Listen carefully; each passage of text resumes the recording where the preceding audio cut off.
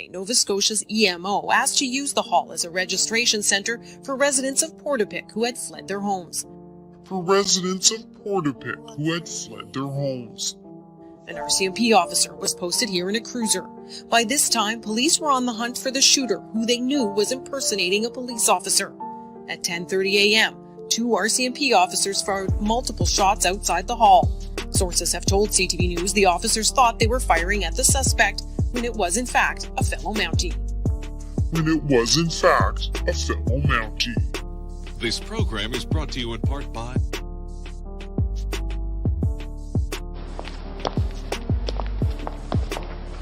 Why don't you get yourself some turned-down collars, Poirot? They're much more the thing, you know. The thing, Hastings? Do you think Poirot concerns himself with mere thingness?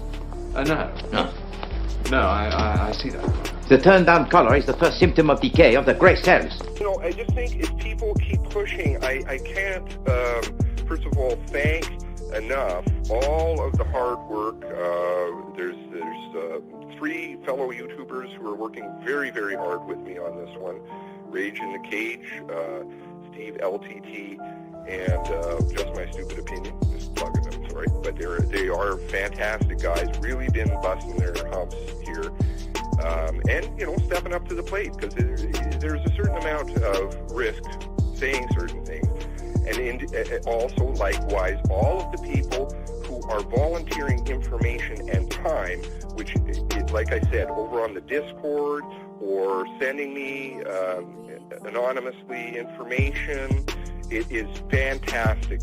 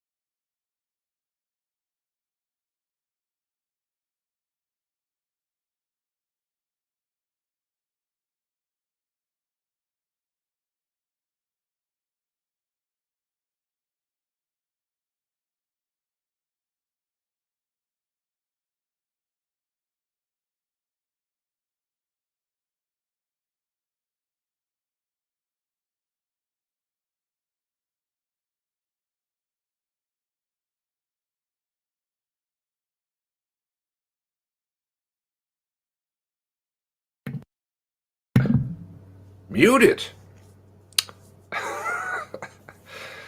Wouldn't you know? All right.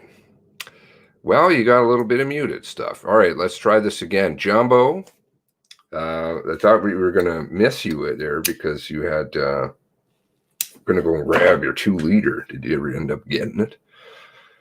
I'm glad you decided to stay. Truth and all, Chiang Love.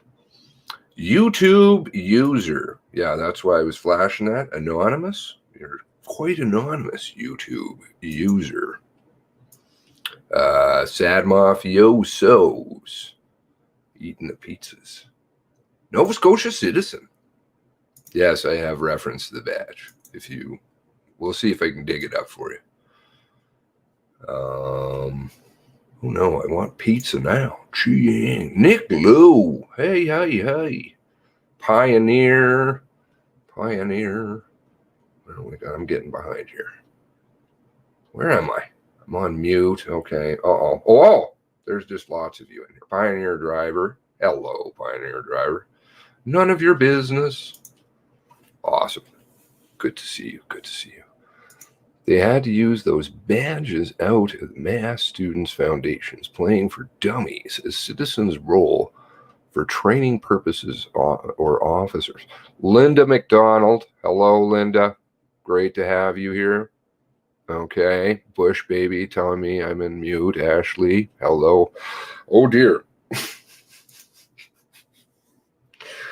I swear. Oh, dear. Oh, dear keeps me kind of balanced. I'm lucky. We're such a great team, eh? Turn on your mic. I'm surprised I didn't get a phone call yet. Maybe I did. It's in other phones or in other rooms and things. Beth, what's going on? What's going on? Michael Petty. Can't hear me. Hope you can hear me now. Howdy. Howdy. Please let us in on your conversation. I talk to myself, sometimes I even answer. It's getting really good. Dale Wheaton. Hello, Dale. How's it going? Wendy Wong. Got lots of you in here. Countryside. Trish Lunn.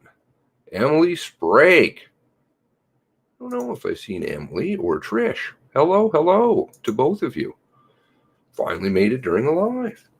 Yay! Who's getting notifications? Anybody? Nobody. Of course. That's just the way it goes, right? We're all in this together. Sounds great. Okay. I think I said hello to everybody. If I've missed somebody, my apologies.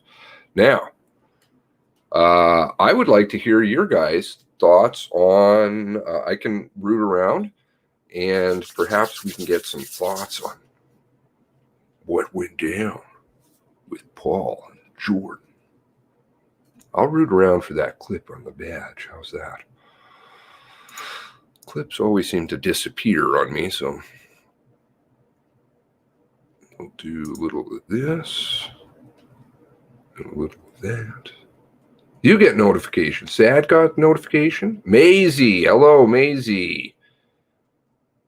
Ashley did not get a notification. Okay. Wonder if I should tell Kendall. She gets pissed. Even though I just interrupt her. That's okay.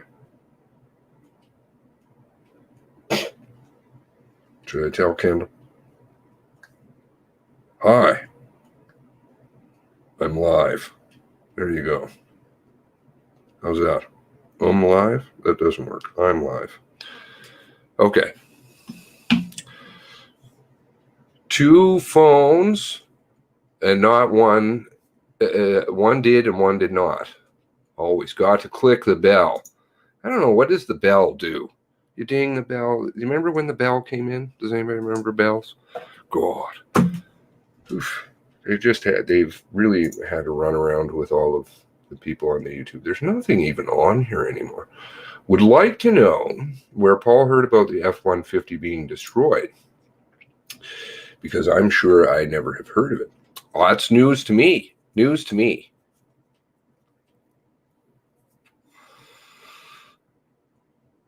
There's contact info below. I had a spectacular conversation, lengthy, but not at all. I would have gone on for ever. It was a great conversation with a new family member who reached out. Of course, I welcome all family members. This person said, they were a bit hesitant because they didn't know how to get a hold of me. So I'm sorry about that. The email below is, in fact, the email to get a hold of us. So Nova Scotia nsinvestigators@gmail.com, even though there's some people who make emails that are kind of close to that. Anyways, yeah, and it was I don't know how long we talked on the phone. I'm going to say maybe 6-8 hours, something in that range. It was a great conversation, and lots of info, lots of neat things to check out, and so I'll keep running with those. Want to validate them all, of course, and just make sure, not that I'm saying that this person was not telling the truth, but that there's a couple of things I think they had some questions about, and so want to make sure I got those right. And I like to bring the truth if I can. Coco Canada, African gray parrot. That quite a name.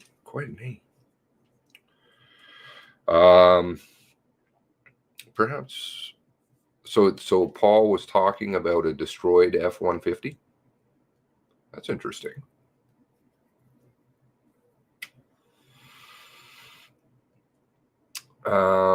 Now we can try something a bit different here. I don't know. don't know how this is going to work. I would see, because I always would love to have people participating. I have like visions in my head, dreams all the time of things. My dreams are silly dreams. They're like, how do I get everybody involved? How do I get everything shared? How do I get this done and that? My dreams aren't like, I want to sail away to some deserted island or buy a fancy car. Been there, done that. Seems, yeah, I'm reticent to touch any of this stuff. Reticent, very reticent, very reticent. It's a quagmire, I think, as you guys may know.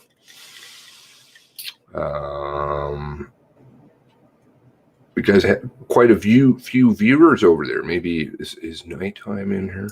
Let's see. Do a little check here. You can do little neat things and figure out if people are somewhere. Let's see. Oh, that's not making any sound. I don't want to have any sound coming through. Let's see. No, not here.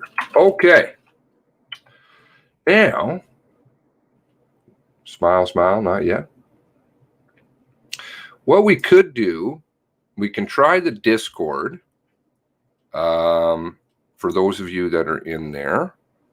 And I know many of you aren't, and some of you are new viewers, and I encourage you to, if you can persevere, I feel for you, trust me.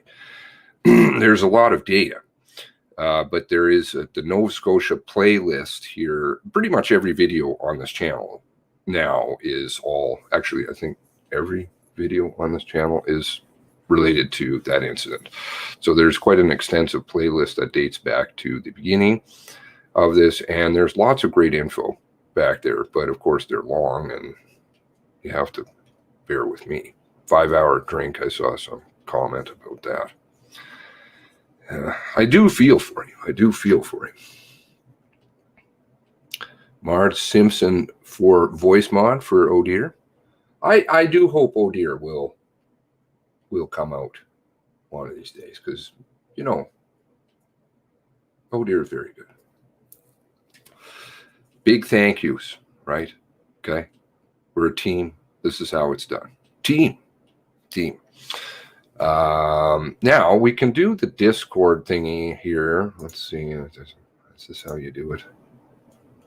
I think this is how you do it.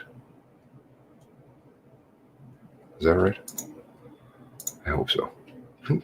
Something like that. So there is the Discord thing here. What is this? I don't even know where I am now.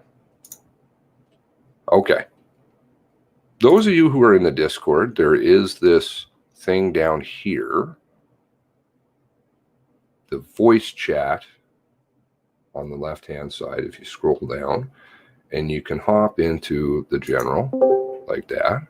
There you go. Now I'm in there, and I will get out. Okay, and that will allow you to have a chat. And we can try and get a few of you on. I've tried this a couple of times. We did have a little bit of success. Where's Todd when you need him? Are you Todd, YouTube user? Are you Todd, hanging with the bagels? Now, that's one option. And we can also try, I can link an invite on the screen that people can click on, and we can try that. But you'd have to bear with me, because I've never tried that at all. So other than, you know, inviting people, but I know who's being invited. I use the RCMP covering for CSIS. CSIS covering for RCMP. They're all one and the same, Coco. We also have the other great intelligence unit within our government called the CSE. very more on the down low.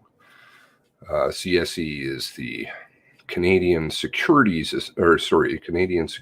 Establishment. And been through that a little bit with the 1.1 million square foot offices that they have down in Ottawa, just to give you an idea of what we're talking about, computer power. And of course, these pictures, and you can't trust anything that we're getting. And I'm trying to lay that out slowly so that people can see it. Or, you can tell me I'm a total loon, but I've studied it. Obviously I'm every video in Nova Scotia. Great channel. Oh no, Mark Evans. I don't know what you've been drinking. I feel badly. What time is it down there? 12:30. Tomorrow. CERT, RCMP, they're all one. This is just a complete sham. And most sadly, most angles that I've looked at, and I don't mean to be a Debbie Downer, it's a sham. So we can try. Does anybody want it? Is anybody brave enough to come on, have a little chat? One all chat. Because I like hearing other people's stuff, or I can review some other warrants, or just kind of go through some of your comments and we can talk about those. Watch your channel. Can't skip investigations that aren't complete and this complex. Absolutely. Absolutely. And many of the details that are surfacing now, of course, have been on this channel and we've been talking about for a very long time, even if some people are kind of coming around to those places now.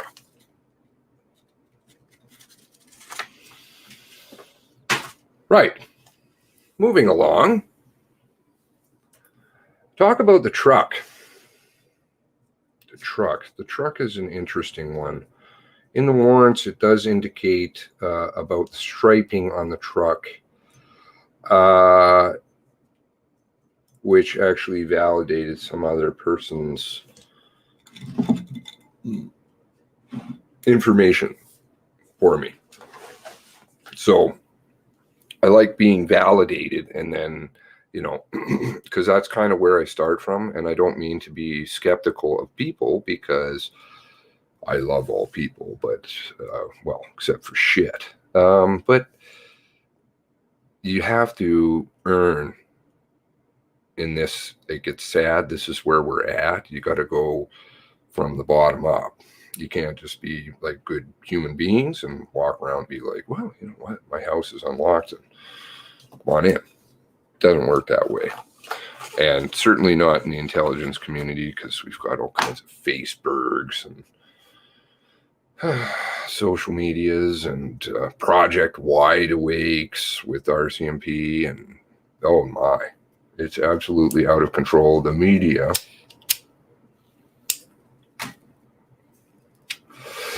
Interesting to learn LB is living in a nice condo. LB, yeah, I got some information last night about that too. And, not about the condo. Not about the condo, about some other things. And I'll tell you, yeah, if these things, and I do, like this person opened up their heart. It was really quite a warming thing. And it's too bad, because this is, if I'm there, like that's the way I like to do things. I like to see people in person. I know who you are. I can look at you, you can look at me. I'm not much to look at, but, and you can tell things about people, things about lots of stuff. There was lots of things we talked about, but I don't want to go off on the handle. I want to make sure I'm talking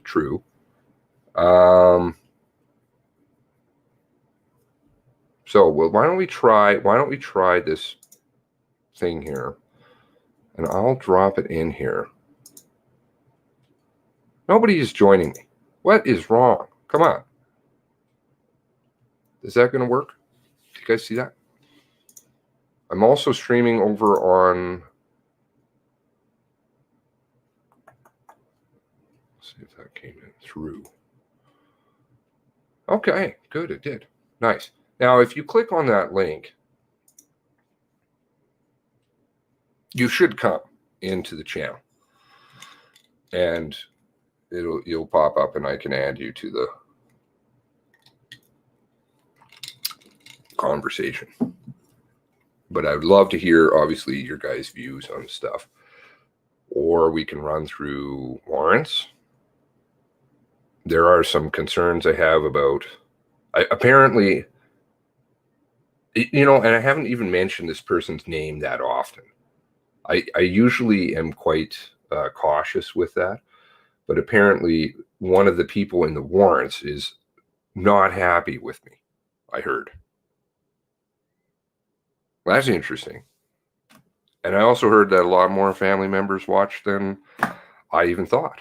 So that's great. I'm glad. If I can add anything, we can add anything to the puzzle here, because there's lots of stuff that we go through. I mean, some of it is out there. Over here, I guess there's lots of stuff. I'm not in there a terrible amount, but I wish I could. But lots of, you know, brainstorming and looking through different things, which is pretty awesome.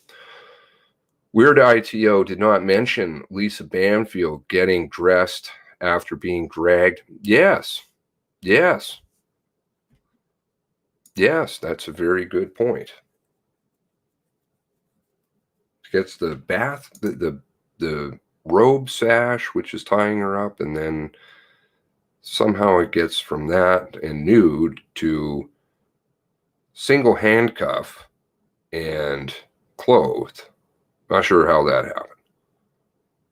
But I do think that the clothing, if, and again, that's a very speculative, if Lisa was involved with this, yes, the residue issue would be one that would come up, right?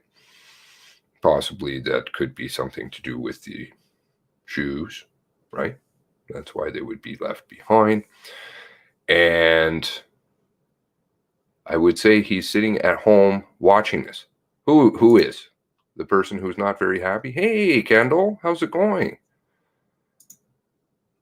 I'm not here to rain terror on people's world or be a bad guy, or, you know, but I'm not going to skirt around too much on the truth. I don't. And if you can read between the lines on some things, sometimes I talk about, then you'll know where I'm coming from. There is talk at this point of some year anniversary stuff, which is really awesome. And at least in the West here, with the Oliver family, I hope I'm not saying anything out of line. With the Oliver family, I will definitely be there, anyways, with, you know, support, and so that's really great. And if we can get something coordinated down east, and I'm sure obviously that's going to come, because that's really important, and kind of show the RCMP, listen, we're not forgetting about this one, not going away. And again, when we say RCMP, that's at the higher levels, and it's kind of all inclusive of some other garbage up there, because a lot of this stuff obviously has to go right to the top. And it's not a political issue, because it doesn't matter what stripe you wear, this shit has been happening forever. 2 acres on Portapic for sale? Really? That's interesting. That's very interesting. Griffin is not in jail. That's right. I did hear of a phone call that he had made. I think he's up in New Brunswick, what I heard. She had a change of clothes, makeup, hair stuff under that stump. Yeah. What is it? Is it gnomes? Gnomes? Jesus, I think my camera's too high or something. I don't want to show you my dirty floor. Files and things. I've got things everywhere. There we go. That better?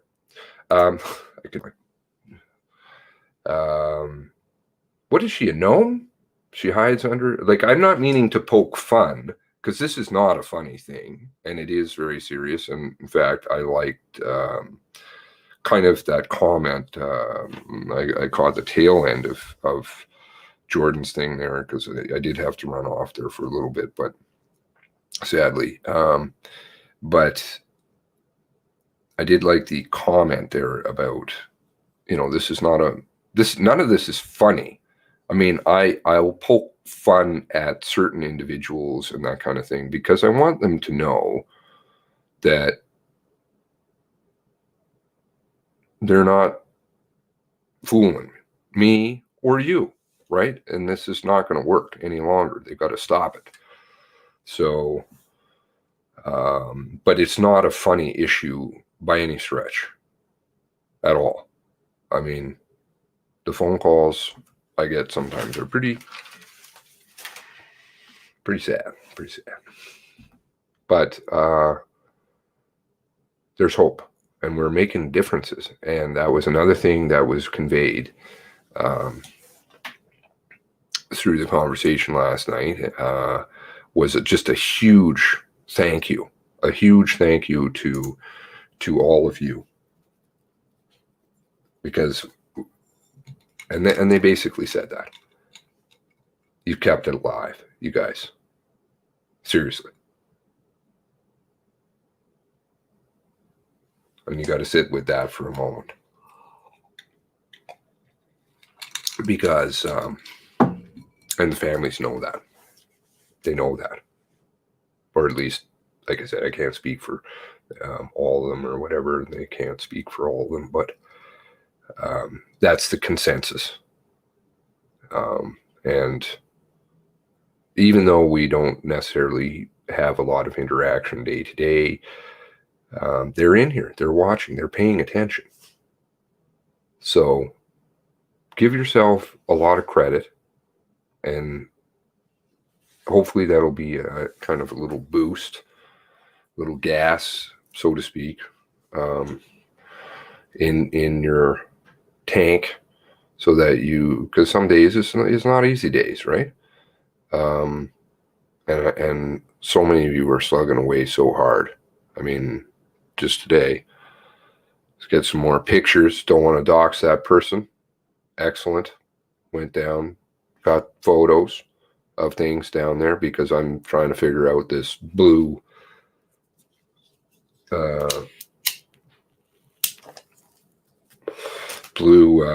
well, it's a particular issue for beyond me, obviously, but it's a particular issue in funnily enough, in the RCMP person that's involved in that's very helpful to us, extraordinarily helpful. And that person, they really honestly do deserve, they put so much time into this. It's unbelievable. And their knowledge base is phenomenal, but they are really off the radar, and they want to be that way. But the house color thing is an issue to them. Where is this blue house that she's running to? Can she see in the dark? Come on. And where is it? In the middle of a field. And a truck. Where's this truck? But of course, I think this is, once again, fingerprints. These are explanations as to why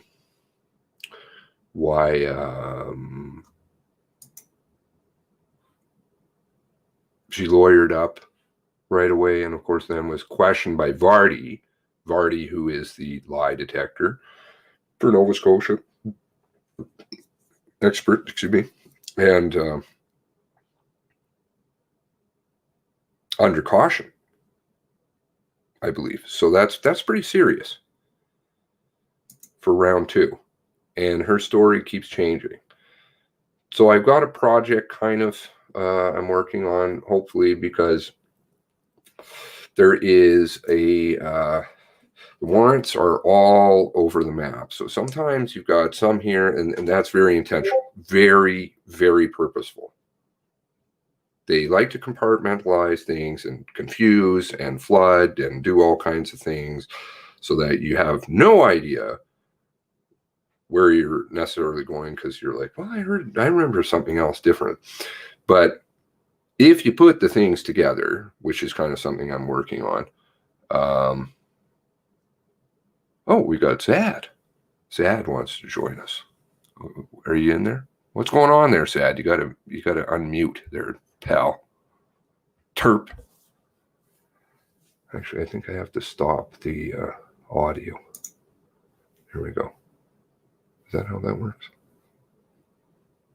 Anyway, you gotta unmute your mic. There. You're worse than me. Look at this. Tink. Sad. Oh, now he's gone. No, he's not.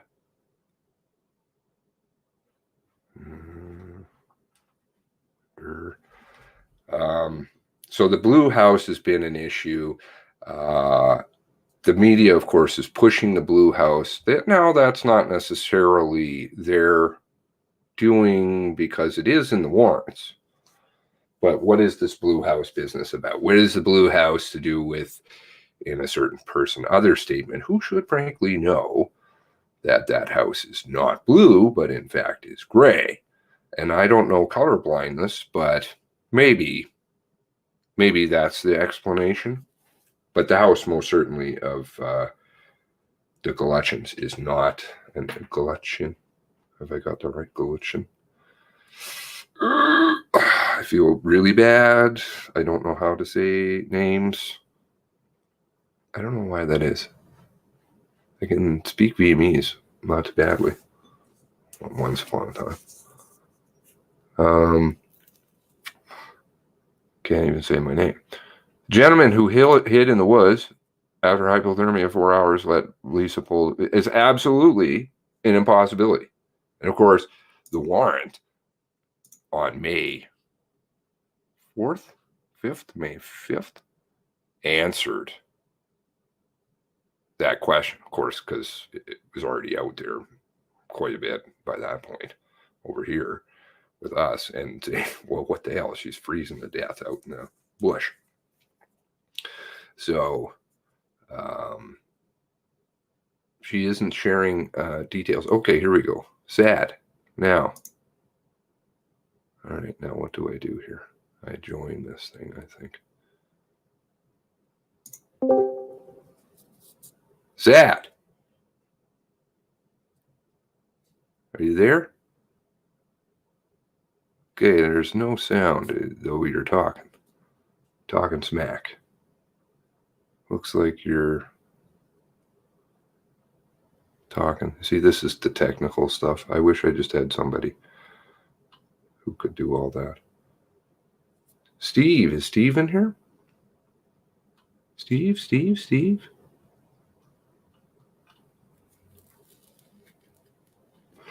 Well, the woman found deceased in the car. Now, I did have something about that. What was that? Deceased in the car.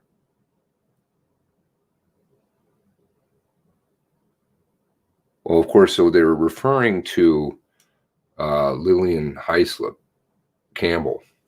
But I believe the true name is Hyslop. Or Hislop.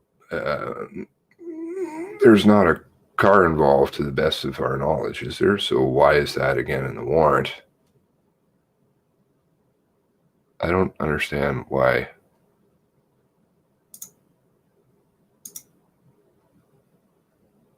Hello? We used a different program. Hello? Let me, There, I got you there, buddy. I think I got you. Sad. Hello? Hello? Hello? Can you actually hear me? I can hear you. Can people hear him? There must be serious lag. No, that's my technical yumness. Serious. Is there an echo?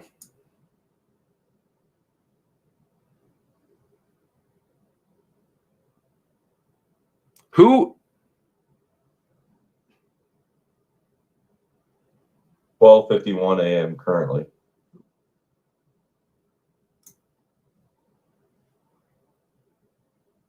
I hear sad. Okay, there's no echo with sad. Just keep talking, bud.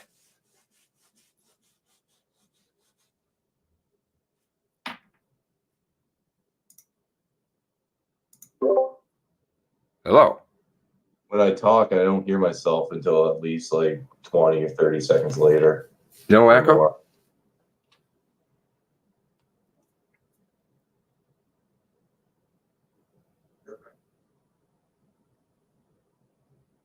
No, dude, it's not that difficult. Oh, maybe is YouTube behind live? Yes. Maybe. There's always a lag on YouTube. Just Okay. I'm gonna have to mute YouTube. Okay, so now we're better. Sorry. there you go. Maybe I'm more technologically illiterate than yourself. So. Well, yeah. We can have a club. We can have a club. Someone's texting you. Yes, phones are doing things. Okay, so let's hear what's going down there, sir. Nothing. No one's being shot up right now, so everything's pretty calm, truthfully. What did you? So you called in for moral support. For moral support. Mm. Why moral support? Oh, I don't know. I had the idea maybe you want to review that article that we were talking about the other night. Oh, okay. Well, yes, we can do that. Absolutely. Let's see. And maybe some of your commentary on that. Oh no. Well, I would like to hear yours. Now, where did I have that? Oh, wait a second. I did have that. It was over here in this one. Was it this one? The link, if you want me to send it to you. Sorry, everybody. Here we go. I got it. And that's the Chronicle Herald by Chris Lambie. Mm-hmm. Neighbor tried to sell his Puerto Rico home to killer before last April shooting. Scale. Let's blow this up. We'll blow it up. Oh, can't do that. Okay, that's not going to work. Maybe it's do it on something else. I can't. It'd just be interesting in my mind to go through the article and then I'm only operating off my memory, but compare it to the ITOs. And interestingly enough, what the previous release of articles that seem to contradict this newest release, if you will, because it seems like the media is just biting into and chewing and regurgitating exactly what the ITOs have to offer in the newest releases without doing any critical thinking whatsoever. Well, critical thinking is very important. Do you want to start us off by reading? Sure. So article's title is Neighbor Tried to Sell His Puerto Rico Home to Killer Before Last April Shooting. And this is the archived version that I'm looking at. And there's an image there behind the tux looking over the bay, and it says, "This is the view from 41 Coquitlam Court, Puerto Rico, where Aaron Tuck and his family lived at the time of April 2020 mass shooting." So, first paragraph. A victim of last April's shooting tried to sell his home to the killer before last April's bloodbath that left 22 people dead. So you might want to correct that because I'm pretty sure it'd be 23 by this point with the passage of time. Aaron Tuck, who was killed in the massacre along with his wife, Jolene Oliver, and their 17-year-old daughter, Emily Tuck, wanted to sell his house in Portapique and move back to Cape Breton and want $48,000 to $58,000 for it, according to court documents made public by a judge Friday. The information used to get the search warrants in this case indicate one of Aaron Tuck's friends, since he was 13 years old, told investigators that the killer, whom Saltwater is not naming, oh, how nice, offered the Tucks $18,000 for a small dilapidated house with the ocean view. So I'm just going to stop there. The house is not small. The house is actually quite a decent size. On one section of the house, the main section, the original section, has a basement, primary floor, and an upper floor. And it also has an attachment onto it, and that attachment is a full one-bay garage with what appears to be a loft and what connects the two buildings. So I think the word small is not honest. It is disingenuous, that term that they're using in this article. I don't like the use. This is bothering me by the media. I don't understand what is the point of saying a person's status on something. Sure, and it's a reoccurring theme in the coverage of the story. It seems there is a certain element of classism that is being perpetuated in the story, unfortunately. And yeah. Hey, Gary. I think he's got his mic muted. Oh. Howdy, guys. Howdy. Listening in. Yeah. Welcome. Okay, shall we continue, or what are we doing here with? What do you want to do, Gary? You want to share some things here, or do you want to go through the article?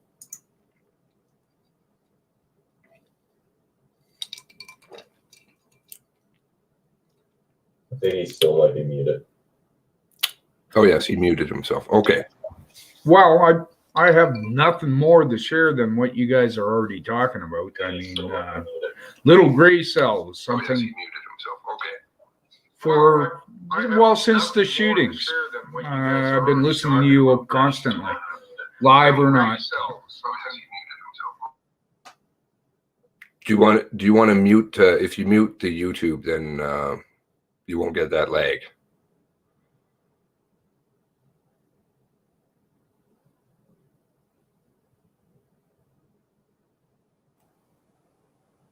That's going to be cleaner, I think. There you go. Sorry about the background noise. I forgot about that. I was looking on my phone, and I was trying to get on the Discord, but I can't find your Discord address. Oh, okay. You want to send me an email? Sure. Is that possible? Yeah, it's possible. Okay, thanks. Yeah. So you've been watching since the beginning, and what is your thoughts on things? Well, it's obvious to me that the police aren't on our side. They're actually killing people left, right, and center and pinning it on others. Well, there's definitely something going on down there, and that they're not being forthcoming about. What are there particular issues in the story that are real standouts for you? Well, it seemed to me just to be an elimination of a group of people that needed to be eliminated at all cost. So you think that they were all targets? I think that they were all targets for something they may or may not even have known. Yes. They were eliminated just for the possibility of knowing something. Well, that was an interesting point, I thought, and I think you can still talk, can't you, Sad? Oh, yes, I can still talk. Oh, okay, good. Yeah, it's just we're mixing all kinds of different things here. I feel like we're all on different platforms. I feel like a bartender. So the idea of, and obviously that's not, I'm not saying that in a morbid way at all, but the fact of certain people were left alive, and usually in an investigation that would be the question. Like one of the questions that they would ask is why are certain people left alive? Is there some reason for that, or is it just happenstance? And I don't know if that's been thoroughly looked at. Definitely. Well, not by us. I'm sure somebody knows, and they're not going to tell you or me. Yes, it's not. Yes, I can't say it's not something I haven't looked at, but I don't really speak about it much. But it's worthy of looking at certain things, for sure. Do you have any thoughts on that, Seth? Well, I'm not. It's all speculation, really, on my end on that. What I do feel like those who were left alive were fortunate enough not to see anything. I think I don't know everything. I don't know everyone's testimony, but it does appear to seem that those who are alive didn't lay eyes on the perp, and be it the Blair children's and the Colley's children's, they were just fortunate enough not to see him. And in my mind, and this is totally speculative, and some people like the Zals probably seen what was happening on 200 Portvic Beach Road. The Griffins is another kettle of fish, I think. Whether or not they're implicated in some form or not, or they simply did not see anything. But the interesting note is the fact that they were evacuated. Fast forward the next day, Tom Bagley, who had the unfortunate to see a fire and try to respond to it, as a witness, he would have saw something. Literally in his loft, and further down the line, the Birch, Heather O'Brien, Christian Dean all saw something. And it doesn't appear that other living, correct me if I'm wrong, I could be wrong, but other living witnesses saw any violence per se. And maybe it's just me thinking in correlation terms, but I do find it slightly distressing that people were murdered for what they saw in some circumstances, and especially the second day, it seemed. So I don't know. Lillian, it's when they don't want to talk about something. So this is where I come from with the RCMP at this point in time. It's been damage control. Well, that's actually kind of been my view from the start. It's damage control since the start. And when I meant that there was literally a war room, there was down in Ottawa, and they were banging out things. And that's why we saw the emergence of the narratives of the female stuff and female groups, involvements, certain people within that, the emergence of certain characters, the police story. It was all just, you got to fold it all into one. But when they don't, so I come from a very skeptical place whenever they say anything. Is what you say, I take it usually now it's not true. What you say is not true, is where I come from, because you've proven yourselves liars too many times. So you've got to really, you can't accept what they say, pictures, anything at face value. Things even out there in public. Sorry? Well, it's sort of in their MO, when we're officially speaking, that it's permissible to lie. So unfortunately, in this case, probably the discerning eye would flip habeas corpus on its head, and it's going to be you're guilty until proven innocent, not the other way around as we traditionally view these type of matters, because there's an upper hand involved. Yes, but it's a big upper hand. It's that trash at the top that was at the beginning. They were immediately on the defense. So certain stories, people's stories, they're all equal. The 23 are, in my mind, are very equal. And there was a spectrum of certain ones that they were very wanting to put out. And, you know, in the case of, sadly, I think with Heidi, it was a defensive tactic. Just let's have Heidi, we can hide behind that. Nobody will ask us questions. And then I'm just gonna put the brakes on that one just right now. In the latest ITOs, did it not say something to the extent that Heidi's 9mm Glock, it had 13 in the magazine, 1 in the chamber, total capacity being 15. If you already have 1 in the chamber, that means that she only was able to get off 1 round in that event. I don't know as I recall 1 chambered, but no, in Enfield, when they obtained all the firearms from the Massive 3, I'm pretty sure, I don't have it in front of me, but I'm basing off the memory that I read last night, was that there was 13 rounds in the magazine, 1 in the chamber. Okay. The magazine's outfitted to supply 15 rounds. I'm sure someone in the comment section can perhaps, I'm not a gun expert, but it just, to me, it sounds like she was only able to get 1 round off in that sequence of events. Okay. Yeah, sorry, you took me off track there. You're good at that. You have worse ADD than I do. You know that, right? You should hear the conversation this guy and I have. Like, they're terrible. Anyway, the spectrum, and then you've got the other end of the spectrum, which are people that they absolutely do not want to talk about. Now, I come from, when I look at that, I'm saying, why do you not want to talk about it? There's a real issue, you don't want to talk about it. So 2 people that come to mind right away is Joey Weber and Lillian Heislip.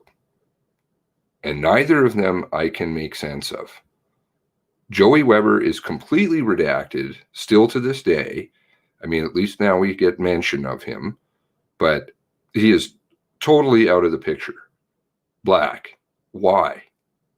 Even in warrants, which funnily enough don't make sense, because Halfpenny is going back to, and this is something I think I mentioned the other day about re-ruling on old warrants. She ruled on it once. And then she comes back a second time, same judge, makes a new ruling later down the road. It's like they want to bleed details out, like statement. I mean, come on. But why is it you don't want to talk about Lillian or you don't want to talk about Joey? Do you guys see an issue with that? I say yes myself. Sorry, Gary, you go ahead. I say yes myself. Anytime somebody wants to hide something, it's better not to say anything. So if you're being truthful, you're going to spill the beans. If you're being deceived, if you're going to deceive everybody, you're not going to say anything.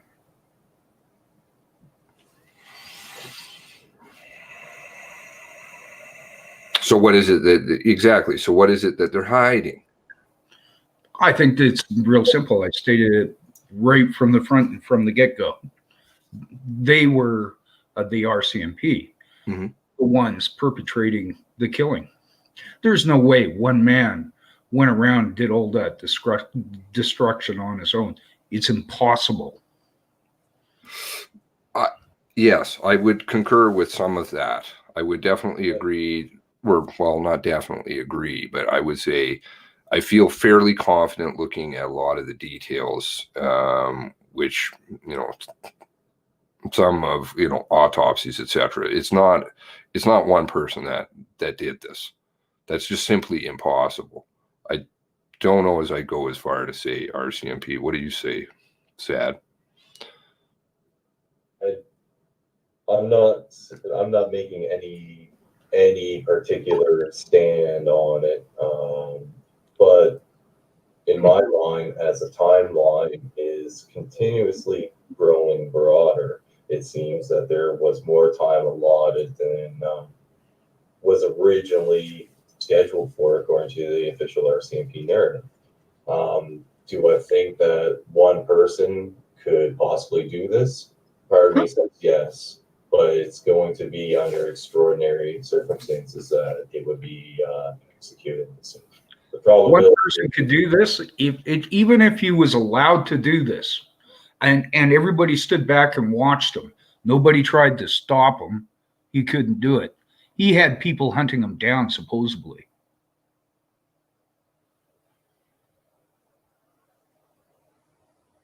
Admittedly, on the RCMP's part, that they did not try. Whereas the following day, after Wentworth and Hunter Road, it does seem like they were trying to chase him. But it does seem like he had big ears and he seemed to know what was occurring. And that's not conspiratorial. It's just for the fact, why didn't he take, Highway 104 and then Highway 102? Well, probably because at the Debert overpass, they had it on lockdown.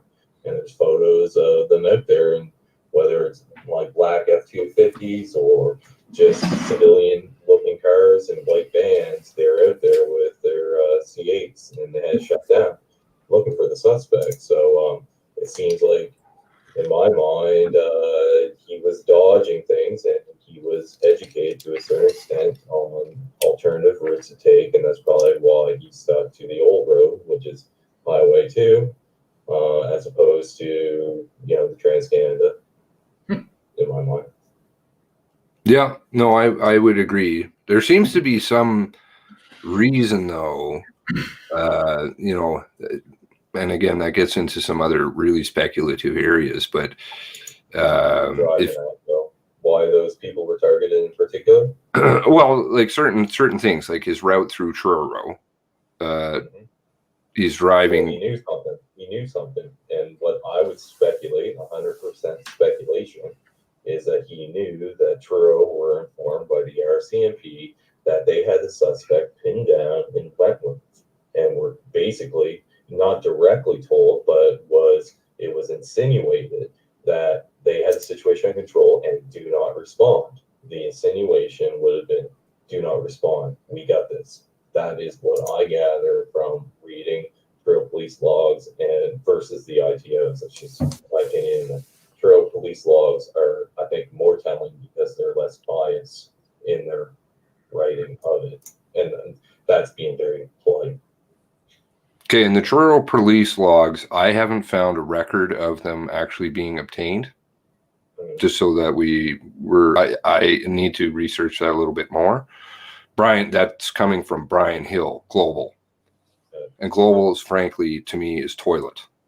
They're all toilet. And they're, CBC, I got another bunch more today on them. So, but Brian Hill and 13 Hours is not a good thing. What are you guys' views on the media in this story? They're all the same. They're all the same. They're all on the same team. The media, the police, the Prime Minister of Canada, the tyrant, and they're all on the same team. So they have a narrative. If you look at the media and the media's words, doesn't matter what station you talk to, the words are exactly the same. That's scripted. There's no other way to explain it. I think the Prime Minister, Justin Trudeau, kind of set the stage very, very early on when he gave his press conference on Widow Hall or what have you, while he was self-isolating. Essentially, he's in his castle with his motor racket, telling the people not to use Gabriel Wortman's name because we don't want to get him any infamy. He was essentially saying, don't learn from it, in my mind, and don't dig in. We got this for you. But the media, in respect to the ITOs in particular, have, in my mind, played the game as a rabid dog. Whether or not what they're reporting on, whatever information they get firsthand, they're going to report on, even if it conflicts with the last story that they wrote. It's again, critical thinking. They don't try to add 1 + 1 and get 2. All they're doing is it's essentially like a math teacher told me that went very young in life. It's like a calculator. You type garbage in, you get garbage out, and that's what we've been being fed consistently. And then there's the whole element of just political correctness and identity politics. No, let's not go there. You're getting in the stew. You're getting way in the stew. You asked me about the media. Well, but they've been doing a poor job. The media. Okay, all right. Here's a question I would pose then.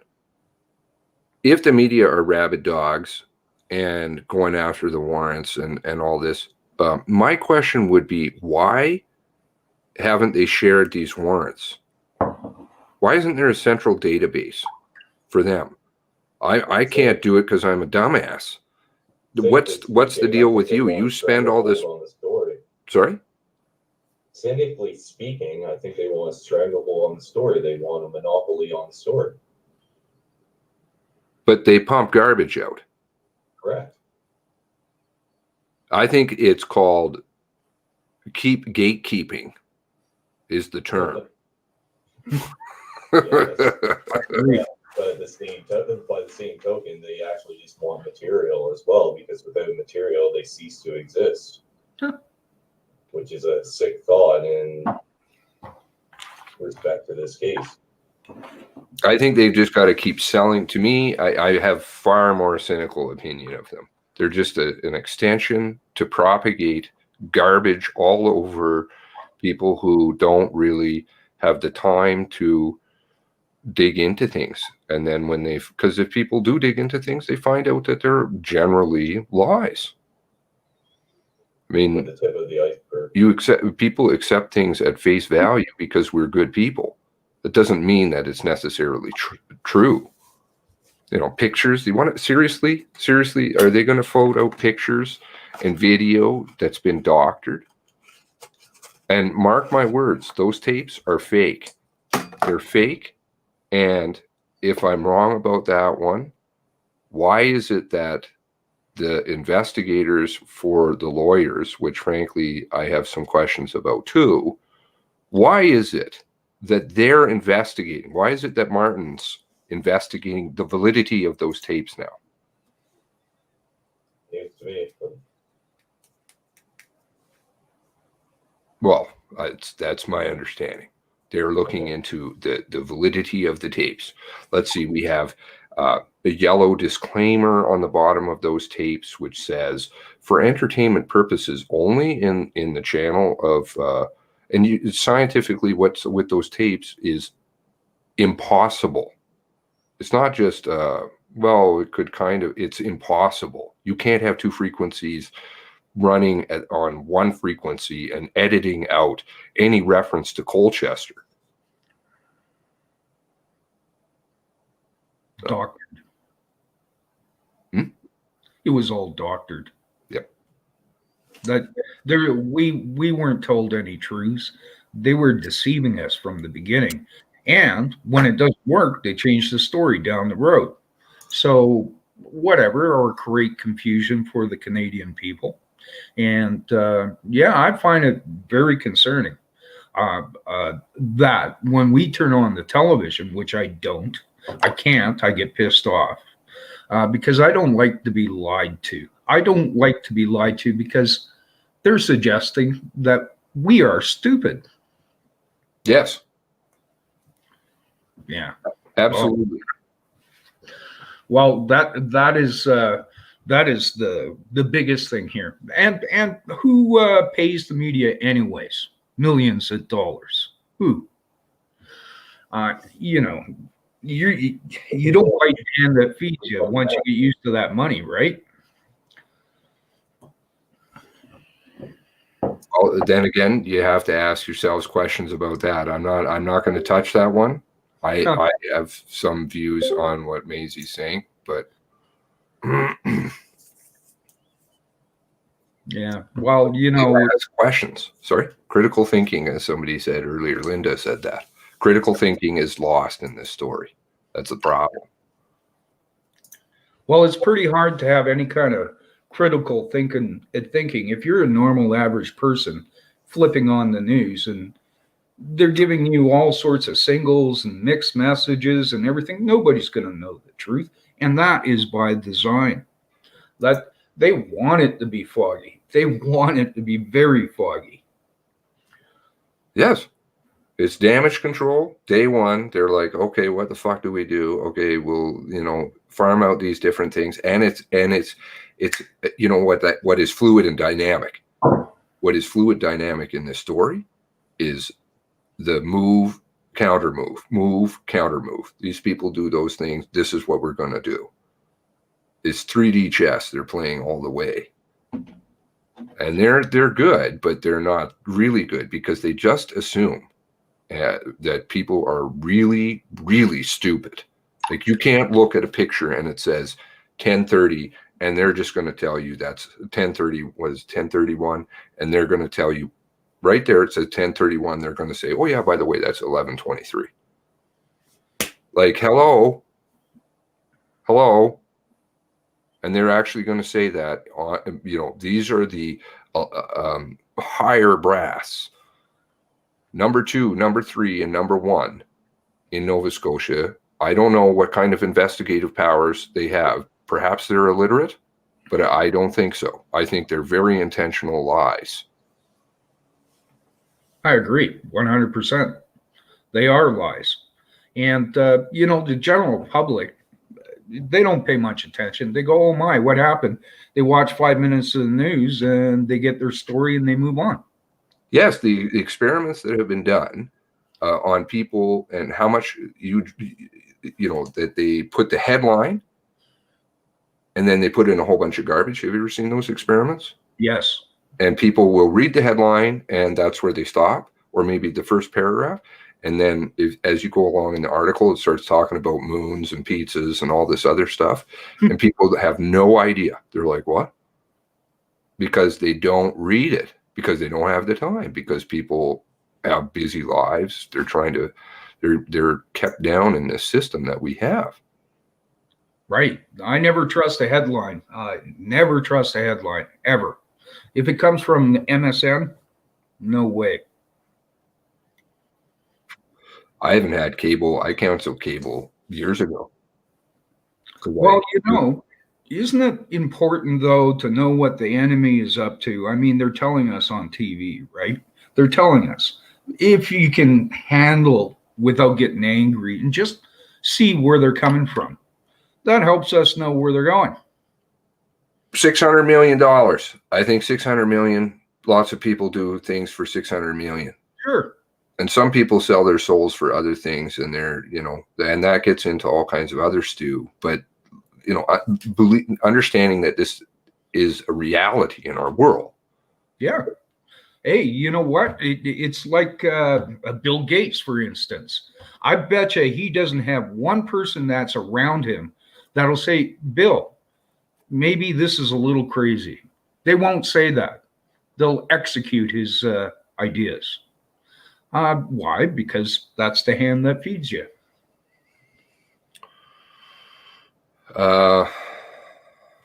Okay, well, we were reading the article and got sidelined. And you see, this is the thing. It's the data, it's the absolute data overload of material that they are trying to keep us under. Did you want to continue, Sad, or reading? No, he's gone away. Okay, let's see here. So I just don't understand this addition of dilapidated house. I think this is really needless. I think it's callous, rude, thoughtless, insensitive. Why do they want to put that in there? There's a reason that they want people to think these things, and that's just because it keeps people silent. You know, oh, we talk to the press, then we got to worry about what they're going to say. Fuck you, man. They're going to write whatever they're going to write. That's the problem. No, and the fuck you is directed at the media. They're going to write what they want to write. You know, we have to understand that. I don't think that there's really much you can do to control it other than getting, you know, full editorial control, which good luck on any of that. The friend that... Sorry? Sorry, I stepped away for a second. Oh, no problem. Do you want to continue or do you want me to go? I can continue. We left off on, we'll get in. I'm looking at your screen right now. So we just discussed about the terming of small dilapidated heads and how that unfortunately is a symptom of classism. I'm not sure what the point of even mentioning that is. But they hold it as a stick over families. These kinds of details. It's blackmail, essentially, to me. Yeah, and it's just not proper in any respect. So continuing, the friend told police he saw Aaron Tuck get into an argument over the lowball offer the man who would end up killing him. Quote, Aaron Tuck had issues with a buddy of the killer in parentheses who was operating four-wheeler on Aaron's property, and Aaron Tuck ending up getting in a fight with the killer's in parentheses buddy, said Tuck's friend. Quote, day after the fight, the killer in parentheses and his buddy apologized to Aaron Tuck. Tuck's friend said that Aaron Tuck was bothered by the fact that the killer had an RCMP card and told Aaron to report to Crime Stoppers. And Aaron Tuck said that he could not due to the killer making a threat towards Aaron Tuck, said the document used to obtain warrants. Okay, can I stop for a second? Yeah, of course, yeah. Now, my understanding of this portion is not, unless there was a second incident, this is not what happened.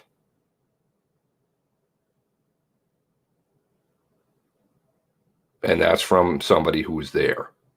So I don't know what they're dreaming up here. Again, where is this coming from? The warrants. And I start with the warrants are not honest and have to prove otherwise that it is true. But I don't know. This is not my understanding. That this is because they say in the warrants that this is Wortman and somebody else, and that's not my understanding. Does anybody have any different thoughts on that? I'm unaware, so if you could elaborate on that, if you're willing to do so.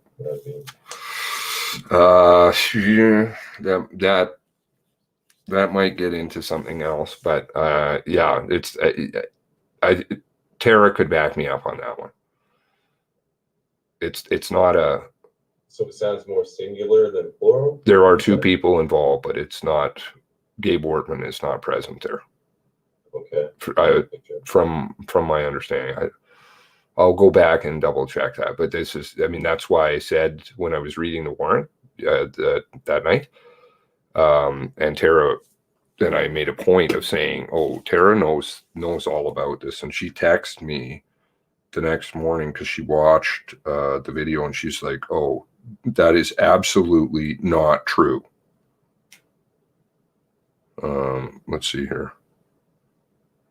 Where's that? She texted me. I texted her my fatty photo. She liked that.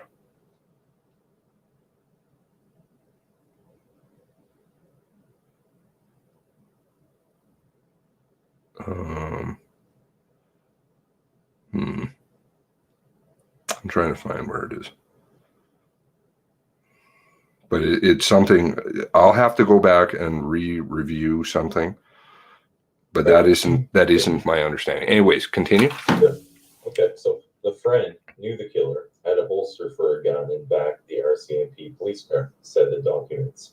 At the end of 2019, Aaron Tuck told the friend that you could not tell the difference between the killer's RCMP car and a real one. So they say RCMP car. Said the documents, which note Tuck did not help the killer with any of the decals on the vehicle. The killing started in Portapique, where Dartmouth Denturis at a college on April 18th after he snapped, according to his spouse. The murderer shot multiple people and set homes on fire. Dressed in a uniform and driving a fake police car, he evaded RCMP and killed more than 4 people in Wentworth before heading toward Halifax, killing several more people along the way, including at least 2 women in their cars. Mountie said they shot him dead April 19th at the Enfield Big Stop. In all, he killed 23 people. Mm. They're trying to see, and this is another tactic. They try and throw other issues into the stew, have nothing to do with anything. Gets people off into abortion and all kinds of other things. It's this isn't. They want people to be divided on something like that. It has nothing to do with that. Anyways, continue. So before we go on to that, if you look at the last 4 paragraphs of the section that we read, you'll notice one thing. So in the very last paragraph, it's not quoted, but they say a fake police car. And the author says fake police car. Yes. Whereas the quotations, they all say, one back at the end, the paragraph that starts with at the end of 2019, it says RCMP police car. And then previous to that, had a holster in the back of RCMP police car. And then the previous one to that, it says, where does it say that? Aaron Tuck was part of that. He had RCMP police car. You notice that pattern? Yep. Okay, just Great point. Yep. So they have to introduce this piece, which isn't what necessarily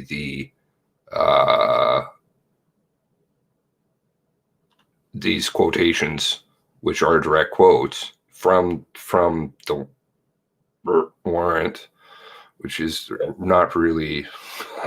You're starting with a bad thing to begin with, but they got to mess with it some more.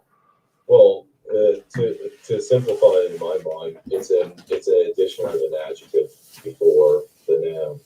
They put an adjective in there. Well, they have to introduce this element of fake. Tell you that it's fake. Is it fake? Do we know that it's fake? Frankly, I've never found a car that is anywhere in the same neighborhood as this car. It is equipped to the nines. Yes. So that's all I want to point out is that there's an addition of an adjective in the author's interpretation of the ITOs, because they're not repeating the ITOs verbatim. What they're doing is summarizing them from their point of view in my mind. And spin. Awesome point. All right, continue. So tied her hands together. So the killing started after Dartmouth Denturis common law partner Lisa Banfield got upset while they were having drinks while FaceTiming friends in Holton, Maine to celebrate their 19th anniversary. The comment came after the killer and Banfield told their friends they were planning a commitment ceremony for their 20th anniversary. Just because I like it so much. She said, the way Steve said it, "Don't do it." And I got upset and said that, and she said that, man, I messed up that. And I got upset that she said that, so I said, "I'm leaving," and the killer got pissed off about it. His spouse told police. The killer got mad and accused Lisa of ruining their anniversary, Banfield told police. She tried to apologize, but when that didn't work, she went to bed naked. She pretended to be asleep before the killer pulled the blankets off her. He got Banfield out of bed, and he had her on the floor and was pulling her hair and kicking her, Banfield told police.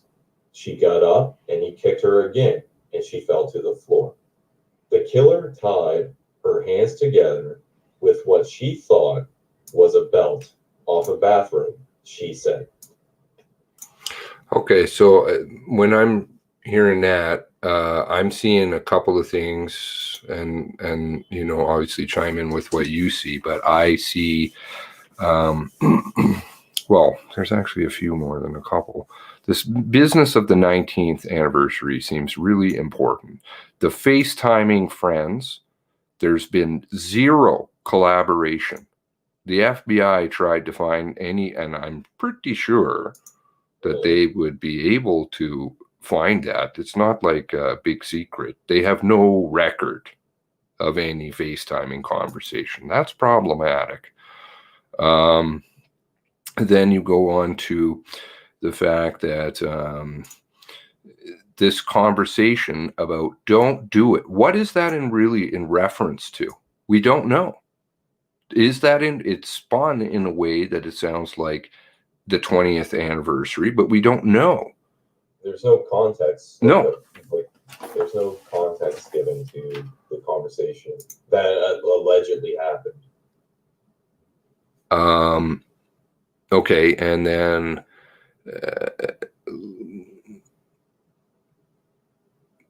we get the idea that, okay, naked again, I think is possibly to do with her, if she in fact did participate in something that evening, is the explanation of why there's no residue on her clothing. And again, that's Kendall with her awesome eyes, and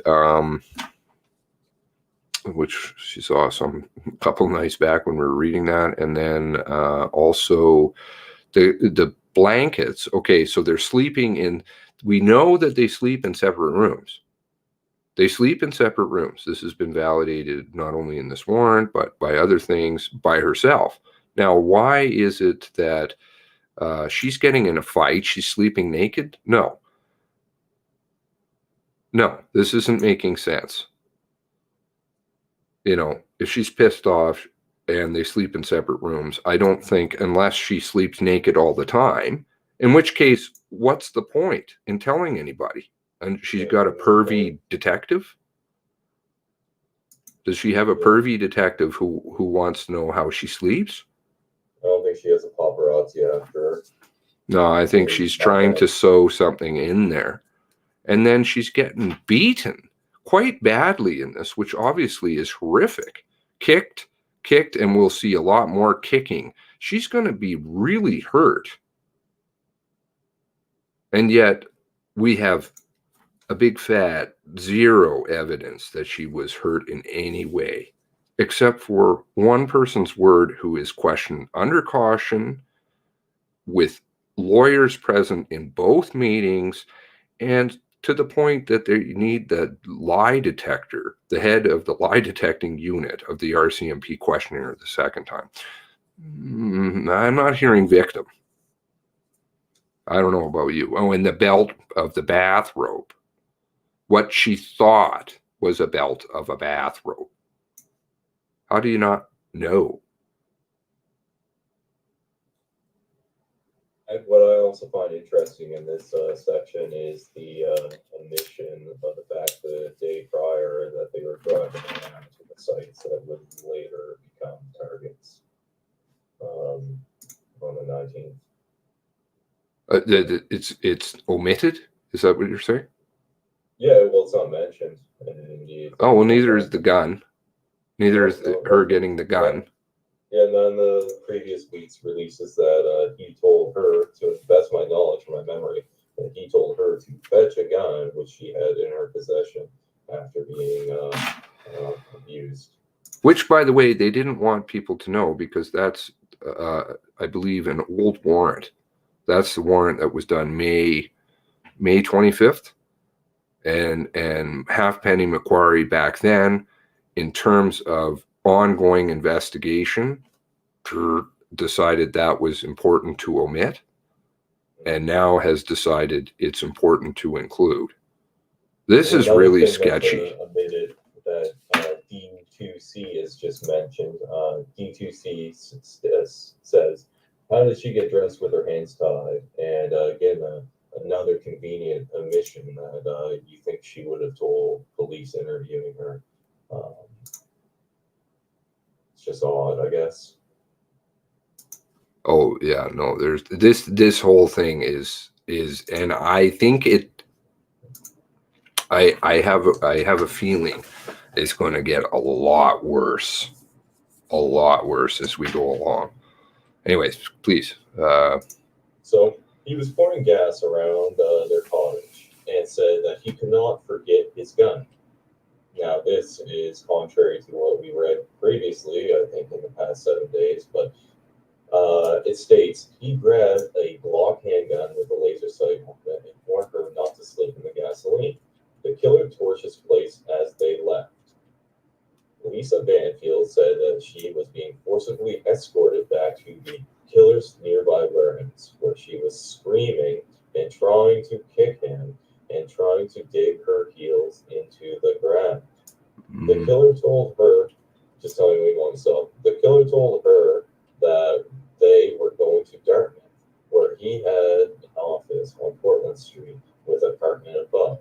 She believed that he would burn the place too. He told her that they were going to another place that is redacted from the documents with the plans to kill the occupants and burn that place as well. At one point during the walk to the warehouse, which is not mentioned in the path, Lisa did manage to get away from the killer, but tripped and fell, and he found her easily and called her an idiot and told her he had a flashlight. Okay, so things I notice here, yeah, we have the omission of the gun that she was to grab. Where was the gun with the laser sight? She indicated that there were guns on the bedside table. He's so abusive that he's concerned about her slipping in gas. I don't believe that it indicates that she saw him torch the house. She saw him pour. He looked away or something. Yeah. The house was on fire. The cottage was on fire all of a sudden. I think Kendall, there may be more than just gas on those shoes. If that's really what turns out, forcibly escorted. I mean, that's an interesting way of phrasing things. Forcibly escorted, and she was screaming. Nobody hears this, and I do understand it's in the woods and things like that. But there's a house right nearby on the north, like 245 Beach Road. There's a house to the north on the right-hand side.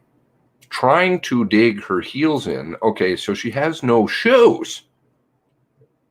What her feet? Also, you have that's a really important addition. Your knowledge of the lay of the land, right? Because where are they going?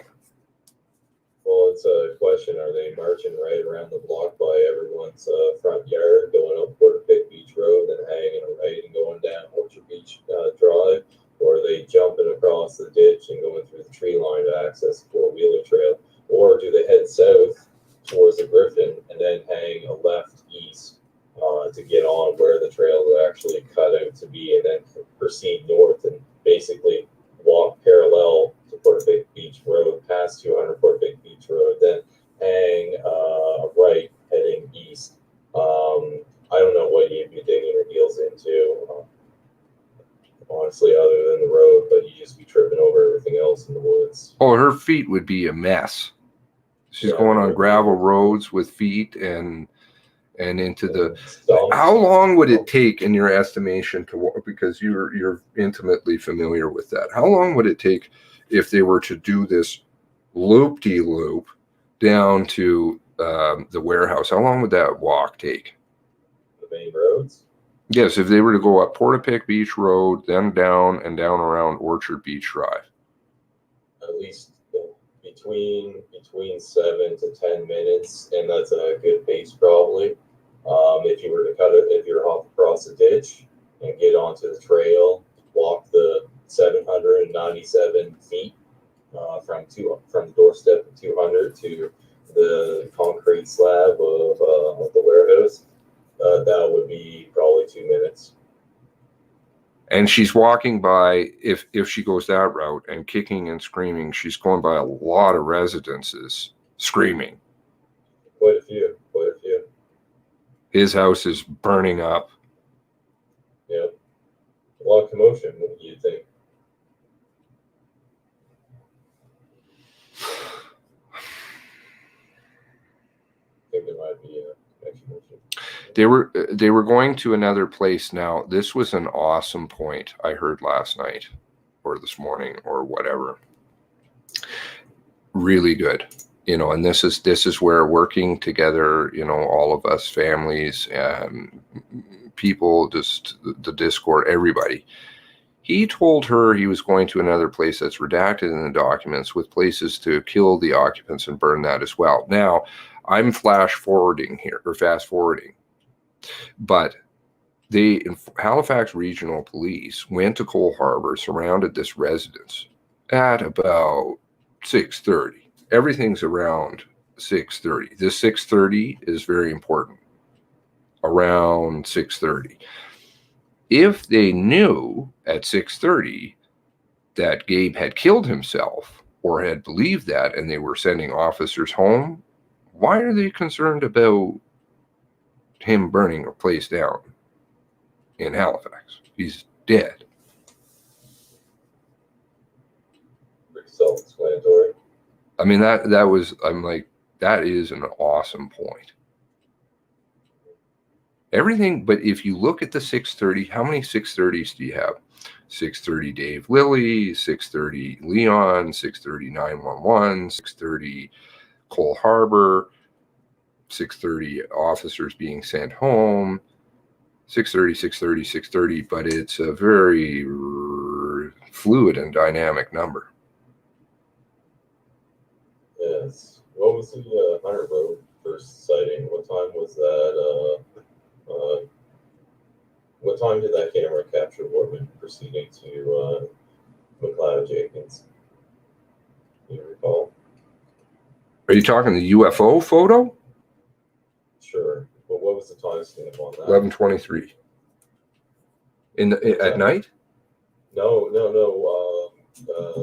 the morning when Wortman was in Wentworth, in the first footage of him in Wentworth on Hunter Road. What time was that? 6:40, somewhere in that time.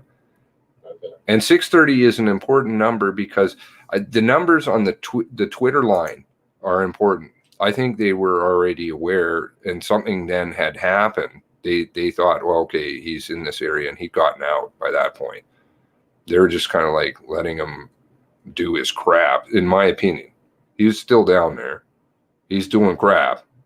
And they find out, oops, he's out. And then all of a sudden they start firing up the Twitter line again. They thought he left desert. He left desert right before 6:30. What is that? Yeah. Well, actually, what's funny is right now I'm on Julie's server in Wentworth, and the CBC.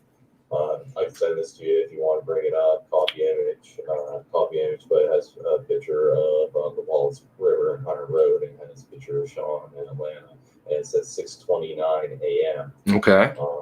So if you want to, this mysterious 6:30 number. Yeah, that's the point. So if you want to maybe check out the private message there and open up that image. I could never get the time from Leon, which I always found very interesting. Not that I'm saying anything, but I could never get the time from Leon as to oh good CBC shite. It's just convenient, eh? That's your official narrative. That one of the most important times that should be burned in his memory, he didn't seem to know exactly. 6:30-ish. I'm not pointing fingers. I'm just saying that's awfully strange because you know what time's on this phone because you have a record of what time the call was made. And you can look at it. And plus, they're going to ask you a lot of times, what time did she come to the house? What time did you make the call? What time? And he was pretty exact on a lot of times, except for that one. Not saying anything. Just saying. To continue, it did not have to be this way. The killer took Banfield's shoes and threw them in opposite directions and said, "Now you can't run, bitch," she told police. So I think that even contradicts, like, just a week ago what they put out, because I'm pretty sure what I remember is that he ripped her footwear, undisclosed footwear, off. But the throwing in of opposite directions, to my memory, is a new addition. To continue, at the nearby warehouse where he stored motorcycles and other gear, he poured gas on a truck before trying to put the handcuffs on Banfield. Lisa Banfield told the killer that it did not have to be this way, and isn't that kind of a cliche? And he said it was too late and put a handcuff on one hand on Lisa, and she dropped to the floor when he tried to put on the other handcuff. Okay, I'm going to stop if you don't mind. And Gary, feel free to pipe in, eh? Or either you two, because I don't want to be... now, what clothing is she wearing at this point? One would have to assume either A or B. A, nothing, or B, spandex, because that's all we're working with. So he let her get dressed? We don't know that, but the reader, it seems in this case, is assuming or being persuaded to assume that she was dressed. If you were to look at like a very... But why is that not in here? I mean, it's a pretty... We're not told that. No, but it's a pretty important point. It's not in the warrant, though. It's a pretty important point. No, she's getting in bed naked, and all of a sudden she's got a sash around. She doesn't even know what it is, tying her up. And then but you got shoes somehow, and a coat. In the warrants, did he even mention maybe that she was naked? Sorry? In the warrants, correct me if I'm wrong, but I don't recall the ITO saying that she was naked at any point. Do you? In the yes, twice. Oh, it said that in the warrants. Yeah, it was total Looney Tunes. Wow. I went to bed naked. I'm like, okay, but nowhere in there you're putting on clothes. But somehow you get shoes, and obviously we can deduce that she does somehow get clothes at some point in time. Plus, she thinks she was wearing a coat. Yeah, yeah, you know, these are really like, we have to give our head a shake. Plus, somebody pointed back, I'm not sure who that was in the chat, great point. You know, he's walking around with flashlights, guns, ripping her hair out, and kicking her all at the same time. Like, come on, man. No. Flashlight, gun, that's two hands. Unless he had the flashlight mounted to the gun, but no, that was a laser sight. Lasers. That was on the pistols. It could have been a rifle. No, he grabbed a gun. He grabbed a Glock with a laser. According to this article, yes, but yeah. In the ITO, it indicates that too. Yes. So, okay, let's see, I don't know. One hand flashlight. One hand gun. Don't forget the gasoline and lighter or matches. Yes. Right. Okay. So I'll grow another arm, couple arms for that. And I've got to be able to pull her. And as I'm pulling her, you know, kicking, like how is that working for her? You're going to fall down. I think Kendall's really good at reading between the lines here. She states, flashlight is to tie Wortman to flashlight Clinton saw. Mm-hmm. Yeah, no, Kendall's definitely on the, well, whatever. Fuck her, man. I'll interrupt her all I want. Anyway, moving along. She likes that. Banfield stand up, pulling her hair. and she heard one shot. Okay, so all right, we started this. He made Banfield stand up by pulling her hair, and she heard a shot on one side of her and then another on the other side. Lisa covered her face with her hands and thought her common-law spouse was going to shoot her. Instead, he forced her in the back of one of his fake police cars, unquoted, but this is the author, fake police cars, and locked her inside. When he walked away to get more guns, she managed to crawl out of the car, no mention of kicking, and escape. She ran and heard shots, hiding briefly in a truck before moving on, believing the shots seemed to be getting closer. Okay, so let's see here. He never ever got to complete. I don't even understand. There's some reason in my mind, because I don't believe anything she's saying. She's being extraordinarily deceptive. Why is it that she wants to say the one handcuff? I don't know how the one handcuff disappears. Why does he not put two handcuffs on her? But somehow the one handcuff that she does have disappears somewhere. He didn't get the second handcuff on because, according to this article in particular, she dropped to the floor and he just gave up. Oh, he just gave up, right? Yeah. Yeah, he's just like, and then he's pulling her by the hair and putting her in the car and shooting around her. But he decides not to put on the other handcuff. Meanwhile, his hands are full. And guns are discharging near her, too. Yeah, that's one thing I want to state. And it's a pretty funny thing. What's that guy from the Looney Tunes there? What's it?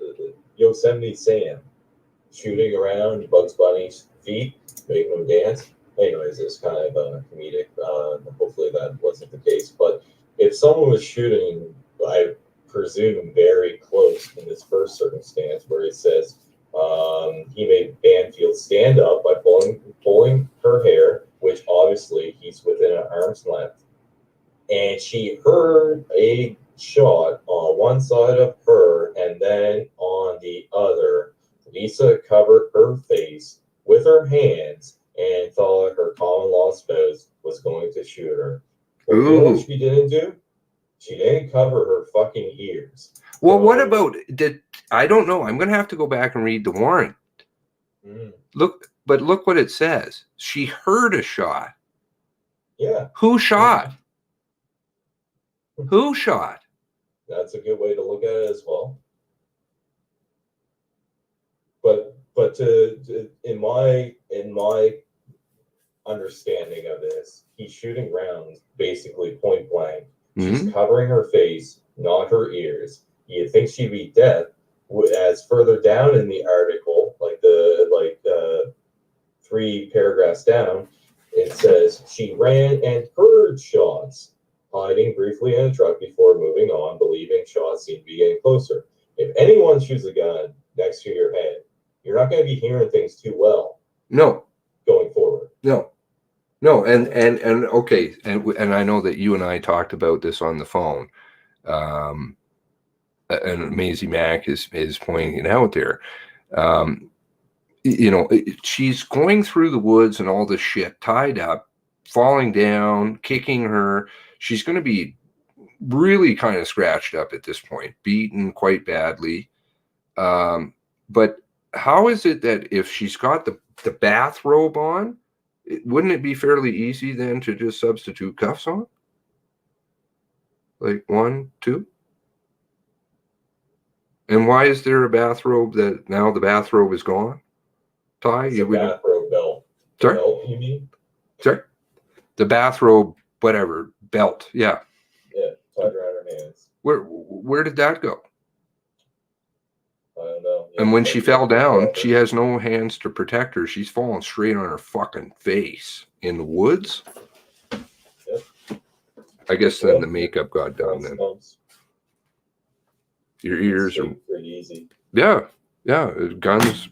I mean, do you see? There's just so many holes in this.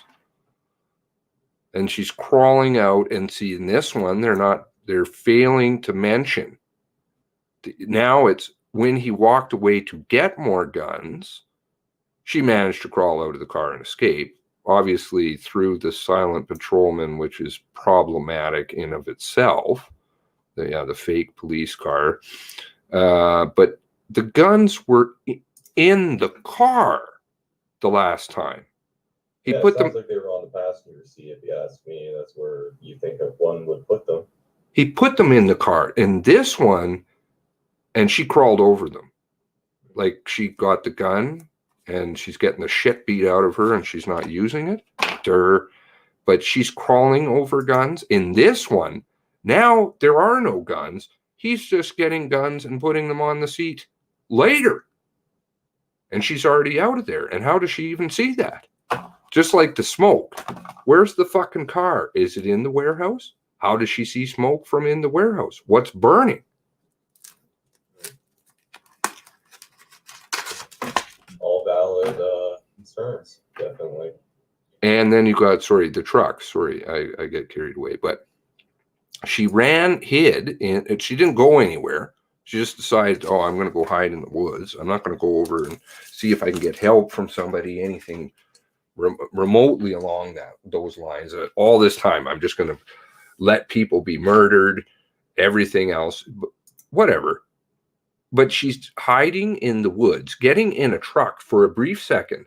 Now, you get in the truck, you open the door, you close the door, the light goes out. Or maybe it fades. Yeah, there's time probably. But what she wants people to know, she touched the truck. Yeah, where is this truck from? It's just shit sitting in a field. They don't put that in here, but it's sitting in a field. Whose truck is it? Where's this blue house again? And then she just moves on. Moving on. Well, as you know, and I both know, there is a small blue house right next to 136 Orchard Beach Road, the warehouse, just north of it. I don't know what the owner drives or owns, or if he walks. Is there's no field there, and she certainly knows the area. Yep, all valid. Anyway, I'm being a pissant. Oh yeah, okay. Here we go with the gnome story. Hid in the roots of a tree. What is the what movie is that from? Where they hide in roots of trees and I think it's some kind of gnome or something. I don't know. Truth and All is still in here. Be All. She had a really good picture that she posted on Discord. I'm not sure what happened with it, but it's quite humorous. Anyways, yeah. So hidden in the roots of a tree. She left that hiding spot and eventually came across a tree with exposed root system and hid inside the cavity. Banfield Gold. She stayed hidden all night, only coming out in the morning. Lisa Banfield has guilty feelings and wonders if her partner went to the locations that Lisa might attend to get help and killed the people as he went along. Lisa questions whether people would have died if she didn't run away. What? No. Lisa questions Lisa should be questioning, if I went and got help, could I have saved people? Not if I ran away, could I have saved people? What the fuck are you talking about? With her nude body and one handcuff and blue jacket and shoes that may be somewhere. Totally, this is totally and utterly baffling. Like, you have to be intelligence of about one. Part of me feels like in a tree. Perhaps there's as you say, purposeful confusion being put forward, because I'm no lawyer or anything, but I almost feel like NCR might be an option down the line for Lisa Banfield. It's just the story is so left field in many respects that Is she a garden gnome? Is she going to claim that she's a garden gnome? Perhaps. Maybe she what's Honey, I Shrunk the Kids? She can just morph down into a smaller being or something. Well, she climbs through silent patrolmen and trees suddenly become redwoods with roots. Maybe, I mean, you've been down there, you know that, right? Yeah. Maybe she got a ride on the Magic School Bus or something. I don't know. Magic carpet ride. But yeah, no, I don't recall any overturned. There's overturned trees for sure, but the trees aren't that big.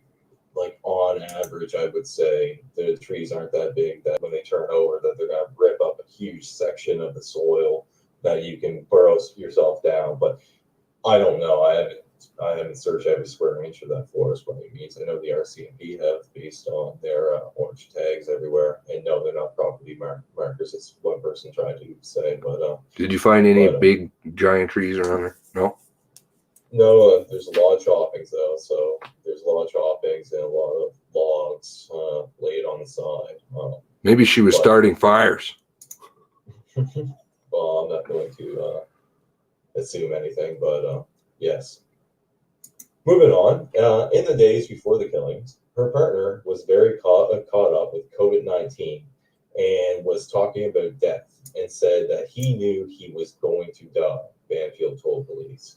Well, he'd seemed perfect, like the perfect guy at first, probably with a convertible and a dozen long stem roses, as one article points out.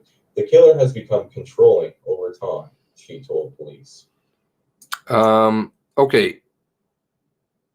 If she is, if she's so concerned about dying, but by the way, his lines have nothing to do with breaking up. By the way, they're not quotes that you say in breaking up.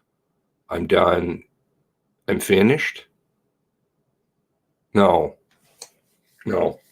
And those are quotes. She doesn't say like, sorry, no context again given with them. They're weird quotes. I can't remember what the other one is. But then they don't, they're very, very open-ended. But the COVID-19 thing, this one, no. He's doing business deals. He's got real estate deal that he's going to be doing down in Dartmouth. He's got a business deal that he's emailing about. And what was the third thing? He had something. Extend his shed or something like that. That's right. The permit. The permit. Now, if you're planning things and you're going to die and you're going to, no, this is all over, why would you go apply for a permit? Why would you go and do business real estate deals? Well, here's a good question. Why would you even bother with permanent board pick? No one's watching it. But you see, the problem is that there's a permit on record. So they have to try and explain it. So they have to tell you, yeah, there's a permit, but don't worry, the world was ending all around Gabe. So he was stockpile 40-gallon drums of gas, because I just put those in my shoe and walk around. It's no problem.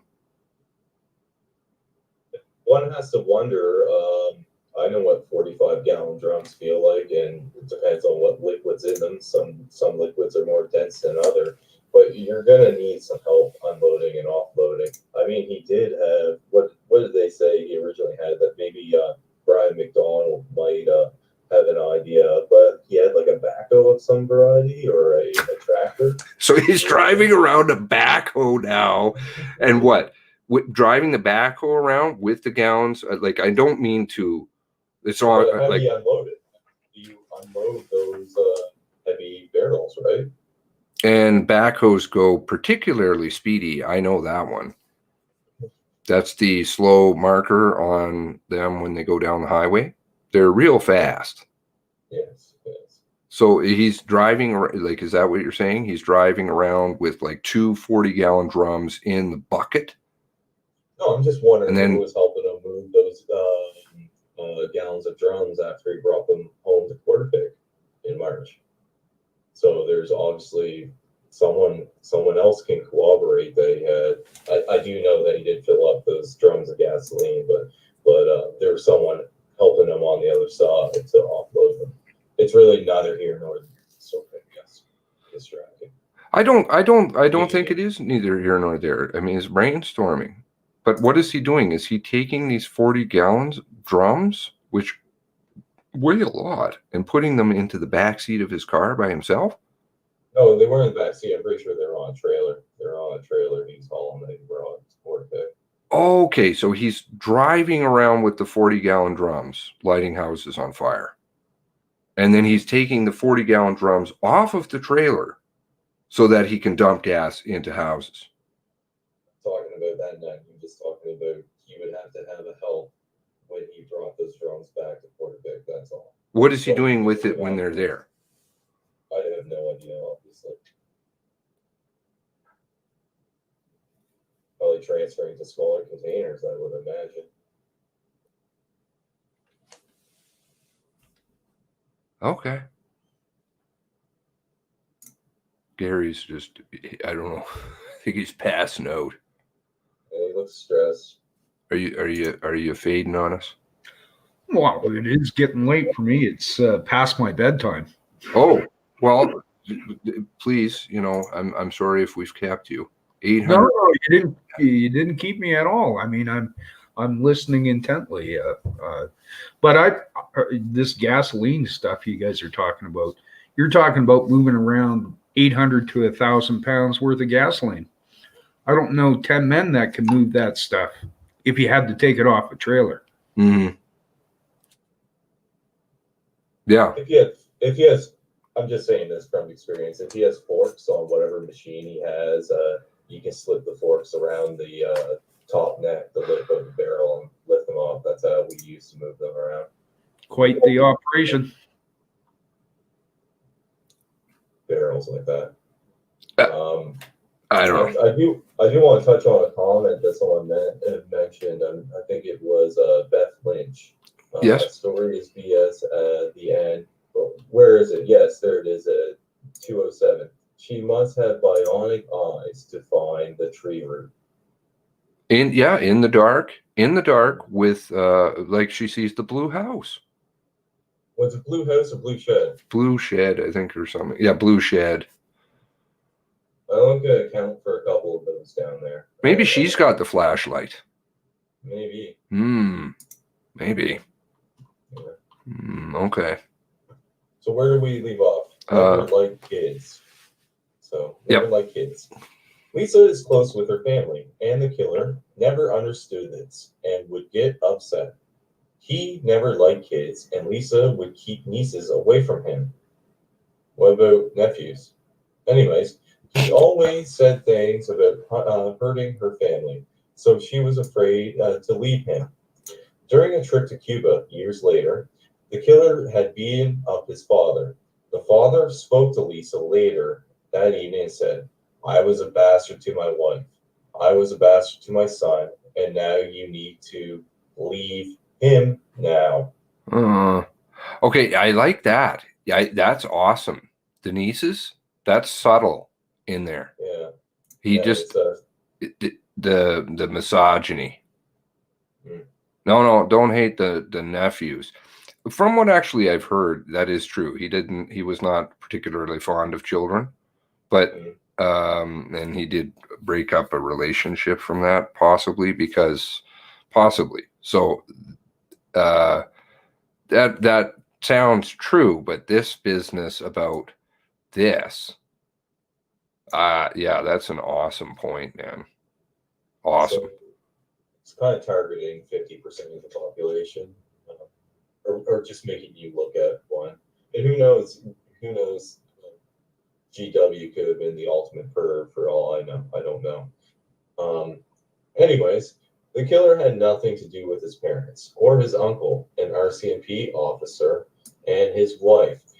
So he had nothing to do with his parents or his uncle, an RCMP officer. Where did he get those boots from? Yeah, well, the uncle was aware of his criminal acts and things like that, but gave him uniforms. Yeah, nothing to do with him. Nothing to do with him, but hands down, gifts. Well, that's what you do. It makes total sense. But they don't indicate anything about his awareness of criminal activities in this one. In fact, they make it more distant than the other interviews that he had done. But okay. The killer cut family off after there was a dispute over ownership of a house with his uncle. So that's Glenn Wortman, or 136 Orchard Beach Drive. Oh, that's right. Yeah, that's friends with Jeff Samuelson, Lee, Lee. What is her name? Now I forget her name. Jeff Samuelson's wife down in Massachusetts. Only came up one time. Friends with Glenn, though, and also friends with Brenda. They're all friends together. Very strange. Very, very strange. And Brenda's out there, and then Jeff won't back up her story. We got what? Class 4 or whatever, type 4 dementia. Okay. Banfield recalled a domestic incident where her spouse was choking her outside, and his uncle, presumably Glenn, came up and said, "You are just like your father." Lisa said that her partner had also choked her in bed a few times, and it was the little things that would set him off, not the big things. I don't even, as you say, want to touch that one. When asked about the people he killed in Portapique, Banfield said that she never really bothered with the neighbors, Greg and Jamie Blair, and it was her partner that made connections with people, mostly when they were drinking. Banfield said that she did not trust Lisa McCauley, another neighbor her spouse killed, and did not know if she and her partner did anything. She also told the police the killer had cheated on her many times. Banfield told police Alan Jenkins and Sean McLeod, 2 correctional officers who he killed on Hunter Road just north of Wentworth, were an odd couple, and she believed her spouse got his handcuffs and prison guard uniform from McLeod. The couple would come over for drinks, and the killer seemed to like them both, and there were never any arguments. Lisa Banfield said that the killer always wanted to collect uniforms. Just before we continue on, because I know you want to touch on multiple points, I just find it odd that the author, in parenthesis, it goes, for this one section, let's go. The killer, he, him. Sorry, where are we at? So just under this whole section of never like kids, I just find it kind of funny the way, instead of just saying his name, it's the killer. Oh, okay. It's he, him. Where's the next one? Her spouse, her partner. Her partner. She refers to him partner? Her partner, and then killer. Do you notice that? I don't know. Maybe I'm just looking too deep into it, but no. It seems like the author is it's implying like it's an adjective. It's a noun. It's a noun. Technically, it's a noun being used to describe the person, because person, place, and things are nouns. But it's also an adjective, and when you go from killer to spouse to partner to killer to he, there is a certain connotation being implied as well that has effect on the reader's interpretation of that paragraph. Sorry. No, not at all. Not at all. No, this is the problem with the media. This is why you say someone's name and you don't assign values to that person without saying their name. This is a big problem, and I think this is taking the horse by the reins and telling them where to go. Because by the end, the horse is the reader. Absolutely, absolutely. No, you're killer. Got to get that right in there all the time. It's said that we have to be on this level to break down an article like this, because I'm pretty sure I would read this article by myself and not pick up on little details like this. I like the use of. Now this is a confusing one. Do you remember the her spouse? Do you remember the question that at the press conference, the French question that was asked?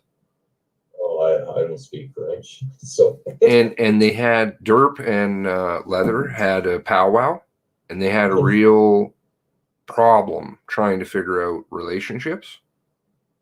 Yeah. There's something to that. There is. I mean, I'm just leaving that out there. There's something to it. There's more to the story than just this simplistic relationship of them being together.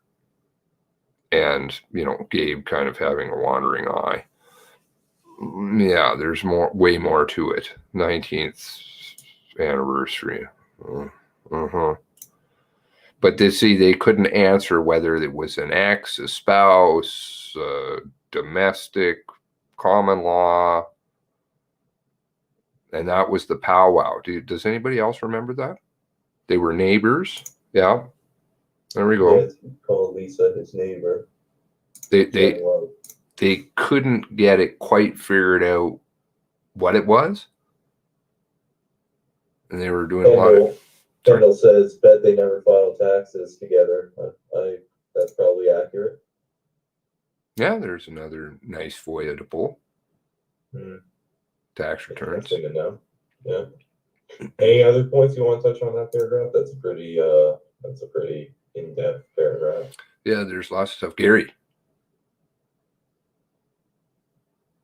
I'll be right back. I'm just gonna step. Anything you saw in here that you wanted to? You saw? You guys are nailing it. I mean, when I hear the words, I'm reading them too, and they're evading it. They're eliminating. I don't know. They're just trying to cover something up. I mean, why don't you plainly talk? Why don't you plainly report? Eliminating somebody's name. Why? Why would you do that? Why would you not name the killer? Well, because they want it to disappear from the consciousness of people's minds, right? I mean, it's the same as they had the story there for a few days, and then immediately they went into flooding it into other things, because they don't want people to remember, And every family member I've talked to, and I haven't talked to obviously all of them, and there's maybe people who have different feelings, but everyone that I have talked to has zero issue using this person's name, Gabe Wortman. I have heard different references to him, like the Wart is the latest one I've heard. I like that, the Wart. But they don't have any problem because they want people to remember what this person did. Right. And again, I have to catch myself because I find that it's not necessarily, I'm not in the camp 100% that this is a one-man show. And I keep saying Gabe this or Gabe that, or he did this or he did that. If there's another player or players in this story, assigning it all to one person is kind of almost like silent conditioning to myself by repetitively saying Wortman did this, Wortman did that. Yeah. Well, I just think that everything is vague and smoky, all on purpose, because they don't want the truth to come out. And I am sold on the fact. I mean, I listened to countless hours of you going through this, and I think that you are the expert on this because you went through it so thoroughly. And I don't know, I could have stopped watching you half a year ago, and I'm totally convinced. You probably would have had a lot more time on your hands. Well, you know what? I sit down and a lot of people, I don't know, play video games. I listen to things that are important. I have my headphones on and I go about my business and I listen. Well, yeah, no, I mean, we're all working hard, and I, like I said, I think and that was a real compliment hearing that again. Families are really, they may be quiet, but they're very appreciative for everybody's hard work, in the Discord and stuff like that. They know, and they are extremely appreciative, and they assign a lot more credit. You know me, I'm not going to say anything. So I just see a comment here that I want to touch on again. Chang Lung writes, there has been advisories from psychologists in recent years suggesting that killers not to be named in the media to avoid a copycat event. But at this point, it's ridiculous. One thing I do want to say is that is true, I do believe, but it's also what's being neglected to be considered is the fact of temptation. You try to hide something, or you try to keep a kid away. Everyone remembers being a kid. You try to keep a kid away from something. The more and more they want to participate or do said activity or get a hold of said thing, it's almost, I don't know. It's to me, maybe I'm not a psychologist by any measure, but people are going to find out, and that name's going to come out regardless. And I just don't know why it's not dealt with already. And my wandering mind also thinks about this whole police card nonsense that's been occurring as well. Many people had ghost cards prior to this, but and that crackdown in Agonish that spurred this whole new movement about cop cars is another. I think it's a slightly analogous to that comment that Jim Love made. Anyways, I know you're asking. No, good point.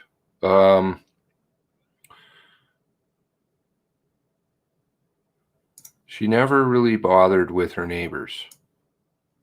I don't think so. I don't think that's true. She didn't trust Lisa McCauley, and they're saying something there, and I don't want to get into that, but they are silently saying something there. And that's, I don't know, that's dangerous. Okay, let's move forward. I don't think that we should wade into those waters. It's a dangerous one to do. It's a very dangerous one. Okay. All right, so humiliating her at times. Banfield worked at his denture clinic, waxing and polishing dentures, taking payments and cleaning offices. The killer, who would humiliate her at times in front of a patient and would say that he needed to make her feel like a piece of shit, she told police. Her partner didn't care for police, she said. He would say the police think they are smart and say that it'd be easy to kill them. You think that'd be a big red flag. Anyways, she knew he was different, I'd say, but never thought he would do what he did. She said the killer would tell a friend in Maine what kind of gun he wanted, and the friend would get it for him. The killer had told her how he would wrap firearms and place them in a tonneau cover. Okay, you don't place anything in a tonneau cover. Anyways, the killer told her that he would wrap firearms and place them in a tonneau cover in order to transport them back to Canada from the United States. You mean he threw them in the box of his pickup truck? This is stupid. Yeah. Okay, so reading this. Banfield worked at the denture clinic, and I'm still trying to figure out. To my understanding, he worked Monday, Tuesday, Wednesday, Thursday, Friday. Oh, by the way, he was planning on retiring. That's in the warrant. So, of course, the world was ending, and he's planning on retiring. But he worked Monday, Tuesday, generated excessive amounts of cash, had 2 locations. So if she's just polishing dentures and answering the phone, taking payments and cleaning, that would make Wednesday, Thursday, Friday, there is somebody who is working Well, that's not a good thing. Wednesday, Thursday, Friday, there's one location that has nobody. Sounds like something that starts with F and ends in front. And the other one, if it is Monday, Tuesday, the other location is unoccupied as well. So what the fuck is going on? With no denturists on Wednesday, Thursday, Friday. And you have a taxi cab guy who's visiting them every day. And you have a neighbor who doesn't like me, apparently, who knows a lot about the denture clinic when he doesn't have dentures. How does that work? Dave Letterman? Okay, I know I'm going to catch a beating when I go down there. But, like, seriously, how do you know so much about the denture clinic? You live far away from the denture clinic. You're in the community. There's no need to go down to the denture clinic. You don't have teeth. Why do you know so much about the denture clinic? She worked here, Everybody know who I'm talking about, right? I don't mention his name. Apparently he's upset when I do that, but I actually am trying to protect him. But that's not adding up to me. The story's not adding up. What is going on at the other denture clinic where there's a casino, the head of casino, who actually isn't the head of casino? It says in the warrant, director of casino. Well, it says director of, what is it? I don't The Halifax Casino? The Novelli, and Holdings. Novelli Holdings. Novelli Holdings is Casino Taxi. Oh, you're talking about taxi, yes. They have a catchy number. And Casino Taxi, why is the director of the taxi company, first of all, why are they questioning him 2 days after this event? What connection does he have to Wortman? And how do they know about it? And number two, why is he visiting a denture clinic every day, which I guess is 5 days, which means Wortman, who's he visiting every day? And why is a taxi cab company, which also owns some other things, shipping, coastal shipping, courier stuff? I don't know much about it, but I remember. Why is he visiting him every day? That's fucked, man. Daily. It says daily. I have another question too, actually. How come Lisa Banfield talks to the cops so much? I thought that's like cardinal rule number one that you don't break. Like, you just don't talk to the cop. Oh, she has to. She has to. She has lawyers though, with her both times. She has Mr. Von Bargen, I believe, is giving her legal advice from Toronto over the phone. The first time is my understanding, and the second time is Locklear. Yeah. So what's Locklear's the name of that lawyer that she has? It's a female. Yes. Zita? Jessica Zita? Is that it? Yes. Okay. Yeah. All right. Continuing. Pistol on his nightstand. She told police he kept pistols on his nightstand in the bedroom and talked a lot about guns. A friend of the killer from Toronto, a friend of the friend of the killers from Toronto, Kevin Von Bargen, told police that the Dartmouth denturist talked to him after the pandemic began and was convinced that the world economy was going to collapse, and he contacted CIBC to redeem his GICs and cash them out. They were pretty strong friends and had confided in each other in the past. Von Bargen told police, noting the killer did not talk about having a grudge against anyone. The killer had been married about 20 years ago, and the separation was amicable, he told police, noting the killer was culpable for some infidelity in that relationship. Von Bargen told police the killer had a deal in the works with respect to his property in Dartmouth and was planning on retiring outright. The killer talked about his parents being odd and very self-centered, and how he learned about 10 years ago that he and a brother who had been put up for adoption in the U.S. The killer had tried too hard to establish a relationship with his brother, but his brother did not reciprocate. Okay, now, can you guys entertain me for a moment? Because though it was said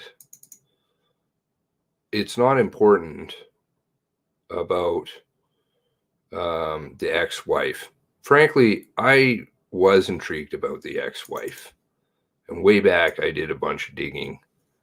And I came up with some interesting stuff, which I went through, I think, a long time ago. But for those of you who are new or aren't watching that kind of stuff, I don't know. Is it bad to identify her by name? Is that a bad thing? It's on the internet. It's on the internet? Yeah, 40 gallons of the meal. Cost it quite a bit. Yes, Karina Kincaid. Lowe is her name. Karina Kincaid at the time. Karina Kincaid has exorbitant amounts of money. Lots of money. When I'm talking lots, I'm talking with a B. Billion. Who the fuck is this woman? And runs a company that nobody can find. Let's see. So she has a company called Novastone. Where is this? Novastone. Okay. Novastone exporters. Novastone, Paul alluded to being in trouble, having some difficulty. She got in court cases and to do with something Digby. If I'm really fishing back in my memory now. Yeah, well, I think, and if I'm doing the same, but I'm pretty sure she wants to mine sand off beaches from Digby Neck. Does that ring a bell? Yeah, something to do with that. And so she got in some trouble. Actually, I got it right here. So other than the time in court for destroying environment / stonewalling the court system, and her time in the public spotlight for her part in the massive Digby Neck basalt quarry story, she has laid low. Basalt quarry, yeah. Reading the Waller story after reading the public inquiry into the Bill Kahn quarry, with Bill Kahn bitterly complaining that Karina's earlier plans to export beach sand, a crime worse than child molesting in Nova Scotia, ruined the chances to get Digby Neck to support their quarry. It's startling. The entire omission of her name in the Noah Richards article, Karina comes across as a very loyal spouse indeed. Noah himself is a local summer resident of Digby Neck, and he clearly thinks the quarry was entirely Mark's doing. Sorry, that there might not be much context for that. No, and I mean, I wanted to understand what is. So she is a she does something to do with at the college, I believe. Yeah, here. Nova Scotia Community College or whatever, NSCC. Yeah. She does, I think, bright space stuff. So it's something to do with the internet and just putting up programs for how to do it was my reading of it. Let's see here. Is this it? Okay, wait, that's too far ahead. So here it is, I think, in Business Wire. Okay. This is, by the way, if you don't know what Business Wire is, a Berkshire Hathaway company, which is Warren Buffett. So not something exactly small. Warren Buffett, I think, who's number 3 richest person in the world. Digital Gas acquires Nova Scotia quarry operation. 2004, Digital Gas closed its transaction with Canadian-based Novastone exporters to purchase and develop several large granite quarries in Nova Scotia.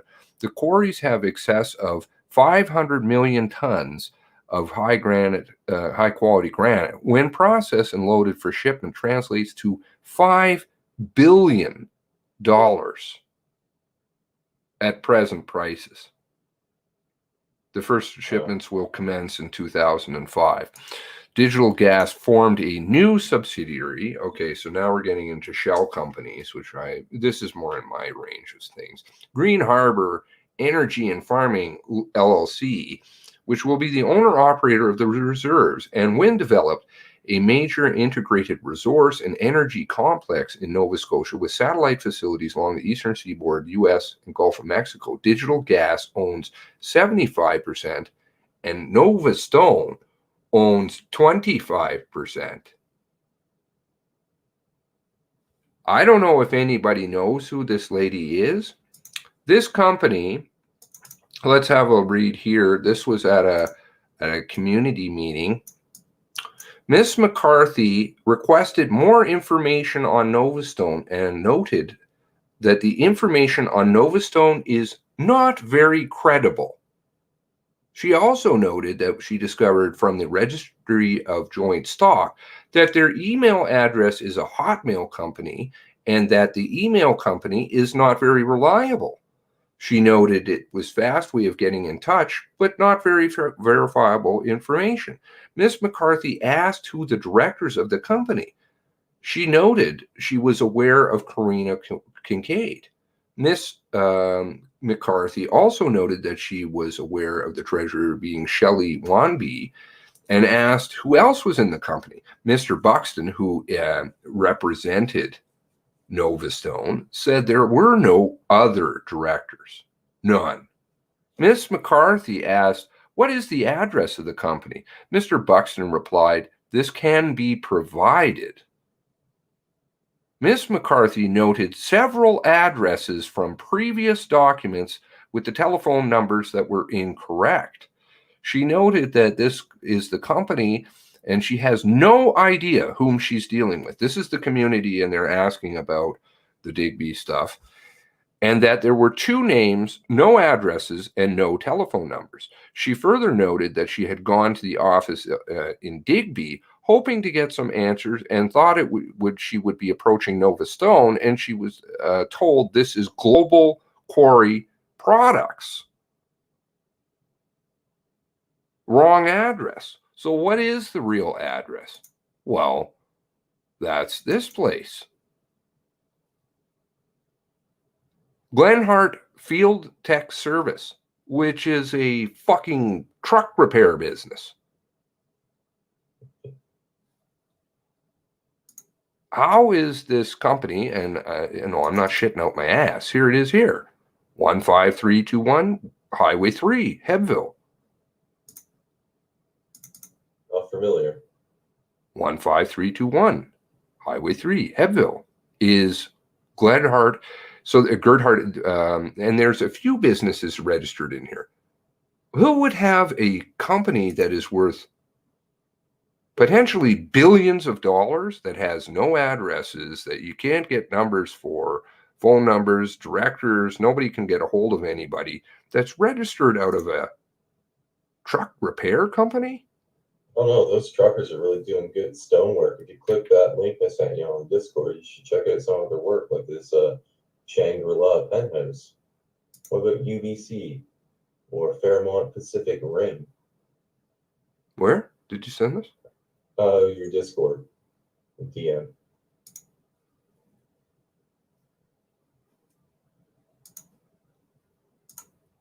Click it. Oh, this is Nova Stone Incorporated. Is Nova Stone? You can get muddled with the companies. Is this the same one? I would assume so, but I could be wrong. Nova Stone. Is it Nova Stone Incorporated? Nova Stone Exporters Incorporated. I don't know. Are they different companies? I'm not sure. I don't know. But I'll tell you, it is the weirdest fucking thing to have a company. Who is this person? who was married to Wardy, I didn't do every. the Ward, whatever his name is, right? Worth potentially billions of dollars. I don't think she's a bright space teacher. Something's going on funky over there. Really fishy. So when I heard Paul say, well, there's nothing, I'm like, I don't know about that. It sounds like a gigantic washing machine for money. And it's like that company was listed in Bloomberg, as I remember. You can punch it up and it'll be in Bloomberg also. What's this? And this is another company that's registered through there. Mailman's Truck Pro Center. They have all these different companies that are registered out of there. Where is it? Here it is here.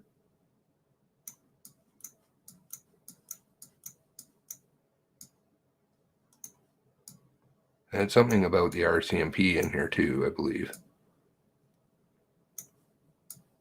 Is it this one? Maybe I'm just seeing things, but I how can you not have questions about something like this? Bloomberg.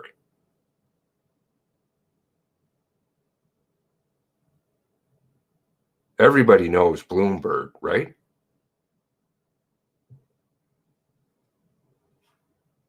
I did notice the cube. I won't touch that one. Oh my God, what? Are you fucking making fun of me? We talked to Kendall. She's telling me I'm mispronouncing shit or something. You came a long way. Can you say Anganish? Didn't I say it? Hebville? Isn't that right? I actually have no idea. So when I dug through this other site, this other company that then was formed, this, what the hell do they call it?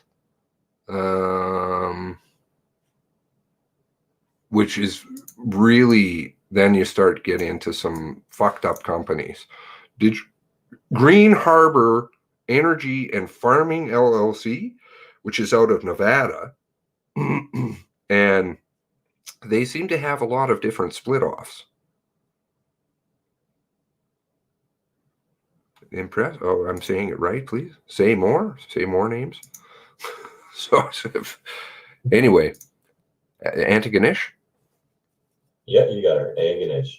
Yeah, there you go. Yep. Muscadabit. That's right too. That's the way I would say Muscadabit. I want. Do I get a prize for this stuff? You're an honorary Nova Scotian now, so that's your prize. This Billcon, it just changes hands and goes through all these Global Quarry products, because Global Quarry products is it. Kincaid Lowe, President, Secretary, Nova Stone. And then related to this company is Global Quarry. And then when people go to the office, they're like, oh, no, that's not it. Related to that company is Billcon.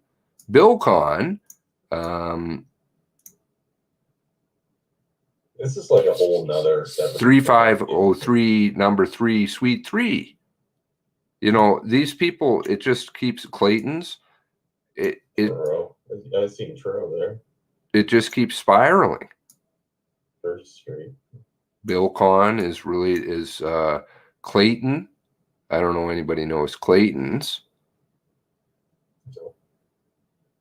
$3.6 million. When she was fighting in court on her stuff to do with Digby, she spent over $1 million on legal fees fighting for that sand stuff.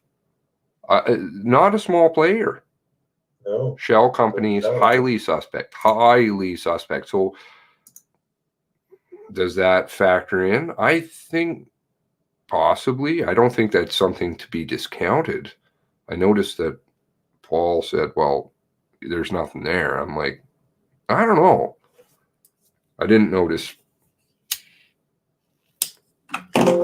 Michael, who I'm not I also in this story, I'm very cognizant of who has been skeptical of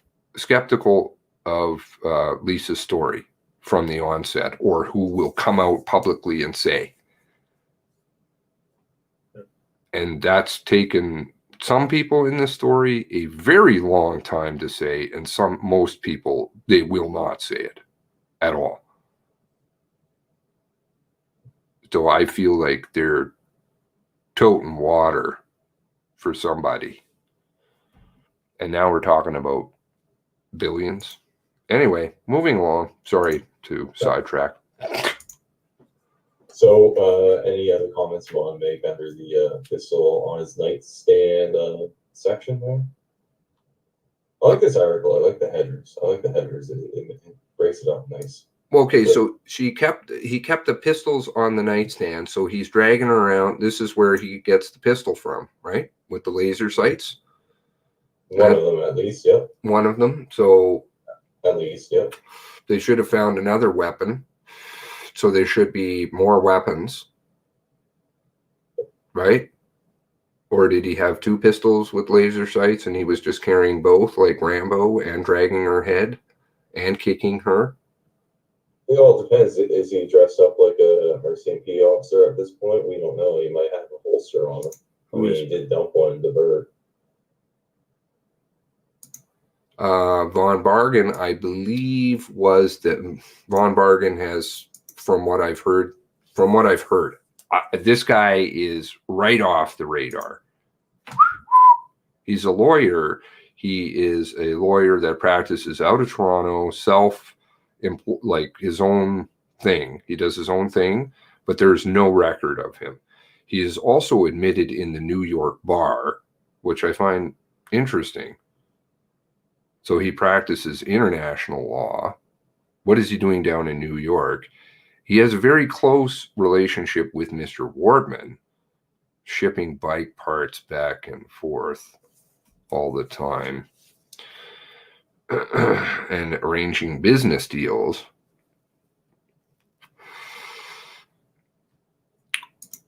And I believe he was the initial representation for Lisa.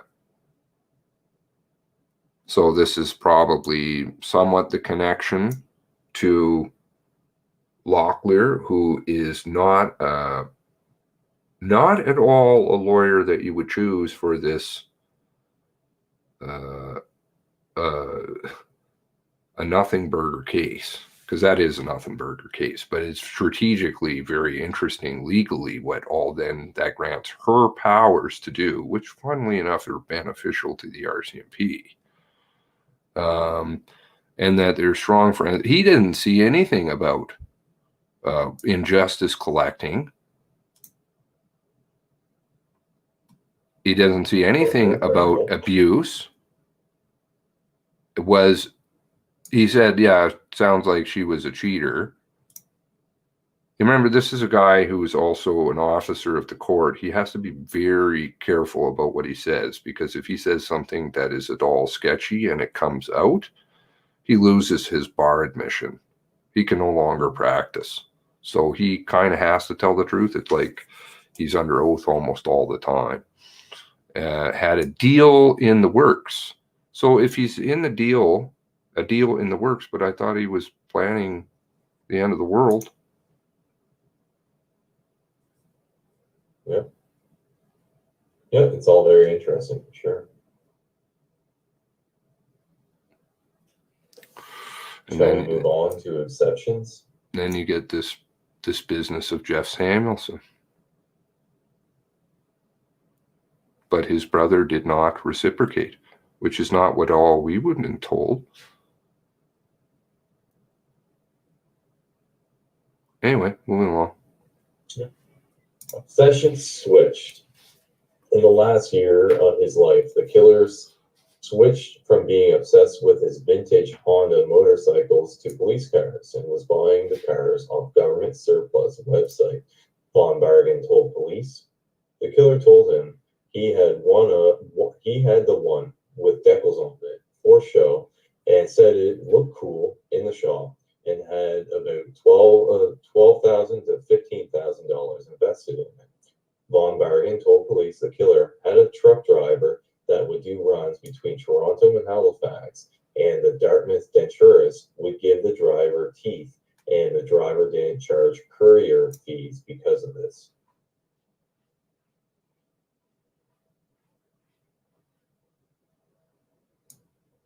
Does that look at all strange to anybody?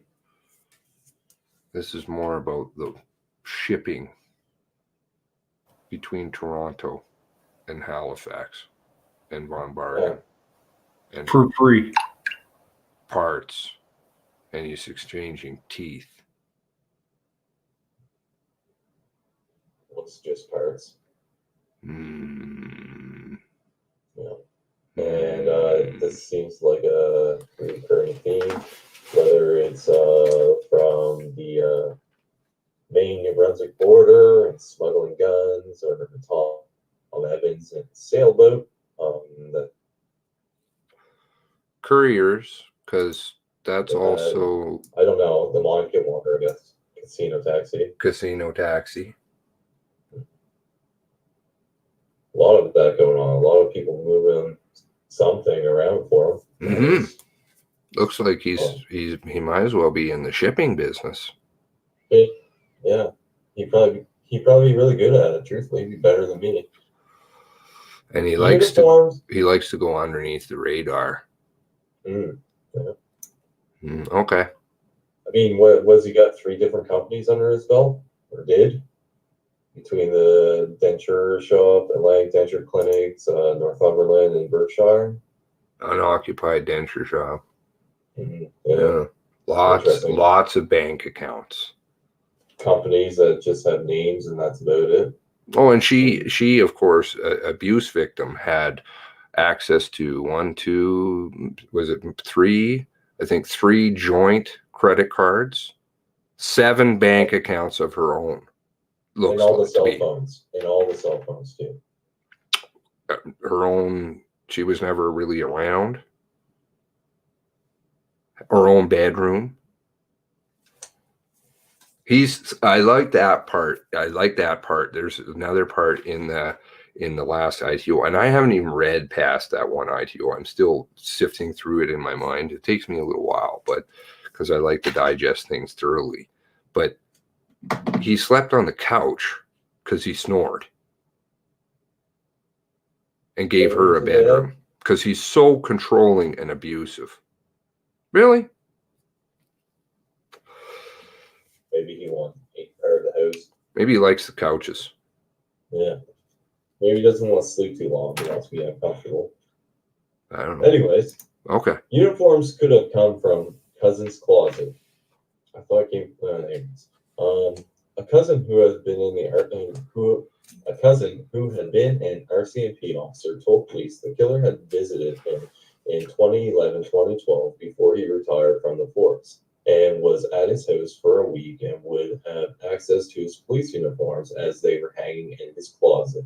The same cousin told police he gave the killer his red serge uniform and high brown boots, and that they were on display at his cottage.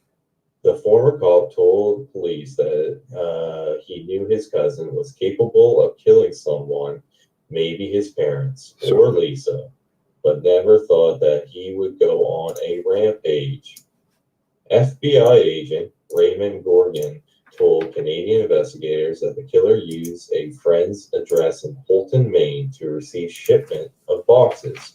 The friend opened up once to see it was a light bar.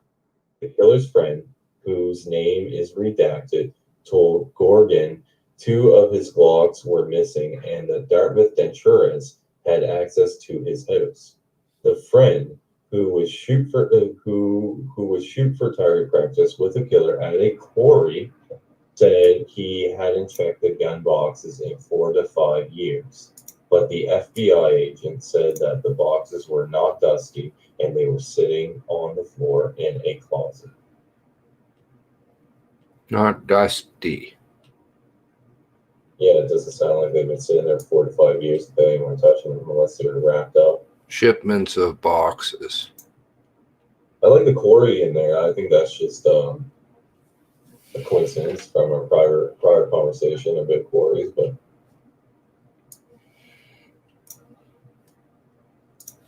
This business about the about the cousin and uncle is really strange. So he definitely has two uncles for sure, Chris and Alan, I believe they are, that were in the RCMP. Alan has a bunch of CSIS friends. Chris seems to be quite distant and out in the BC. And then there is a Clayton, I think is his name, or something like that, over in New Brunswick. Remember how, and he's like, oh, I'm not related to him.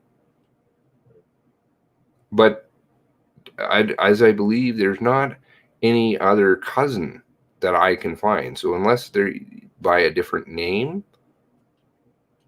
I don't know. I think they're using the cousin uncle thing interchangeably. But perhaps somebody knows in here about that. The driver get teeth every week. Does anybody know about that? The cousin uncle stuff? Have I put you guys to sleep? might be past most people's bedtime.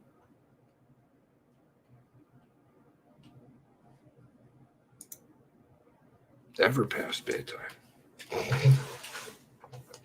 Yeah, you stay up all the time. Yeah, unfortunately. What about Gary? How's Gary making it over there? Ask me what?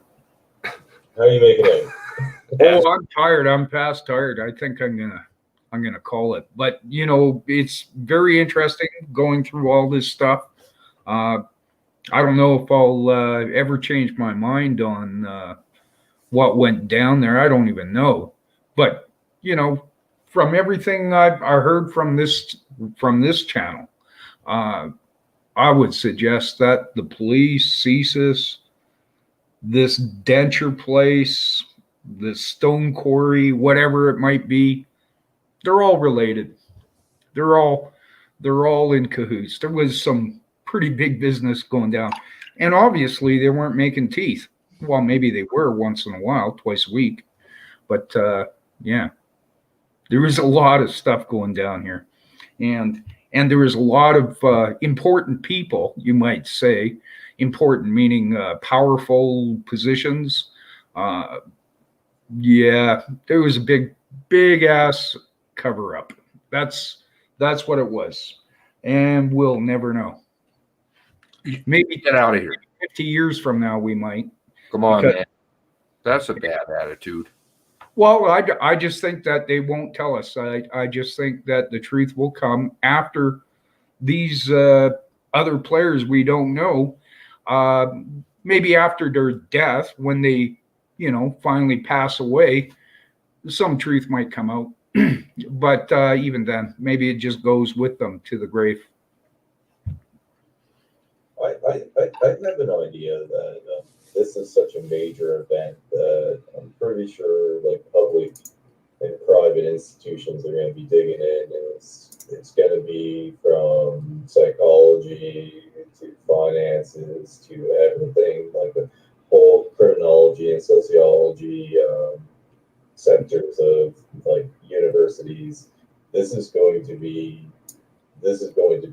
discussed endlessly, I think, and I think there is going to be. It's not just people like us that are nosing around into it while it's pretty sensitive and wrong. But I think something like this is going to be dug in, and whether or not it's this group or another group that actually gets close to the truth, I think that things will be dug up, and it's pretty hard to hide something like this after enough time and people have looked at it. And that's just my 2 cents. So I'm kind of rooting for the man, not the man, but just men when Japanese people trying to figure out what the hell happened. Eventually. Well, I think it's very fair to say we're giving them an absolute shit kicking. Yes. They never figured that people would do this, but see, they didn't think, they've done this crap before, but this time, you've got 23 on your hands. How many politicians have already folded in this story? Like, where's the? I'm going to fucking bronze this thing. That's the politicians. They're just going to keep going down. You've got a premier and longtime RCMP member who was Minister of Justice, who clearly was doing all kinds of. You had silent protests that were going on. I'm sure that that's what's going on over here. This is silent protests.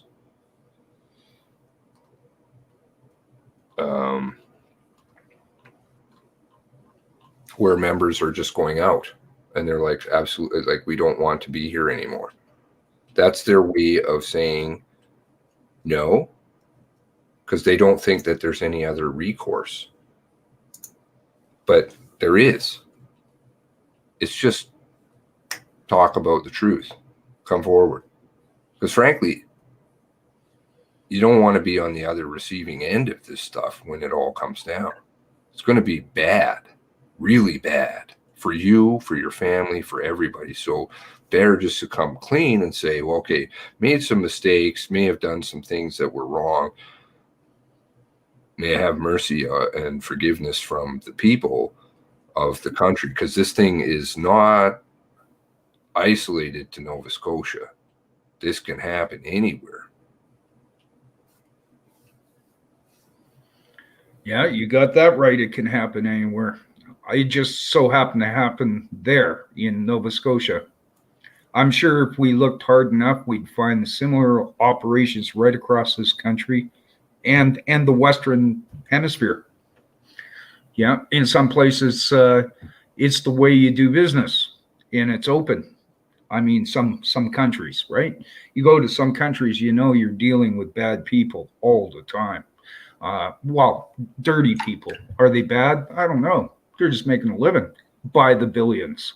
And yeah, it's happening all around us. And, I do believe people are people. If you're an RCMP officer, you're making good money. They're not poor by no means. But, when you got that money, you start spending maybe past the money that you're making, and pretty soon you're dirty too. They have great access they know all the players. They can push all the buttons. RCMP officer or not, there is a lot of good RCMP officers. Don't get me wrong, but there's also dirty ones. But you have to, in order to be, what's this?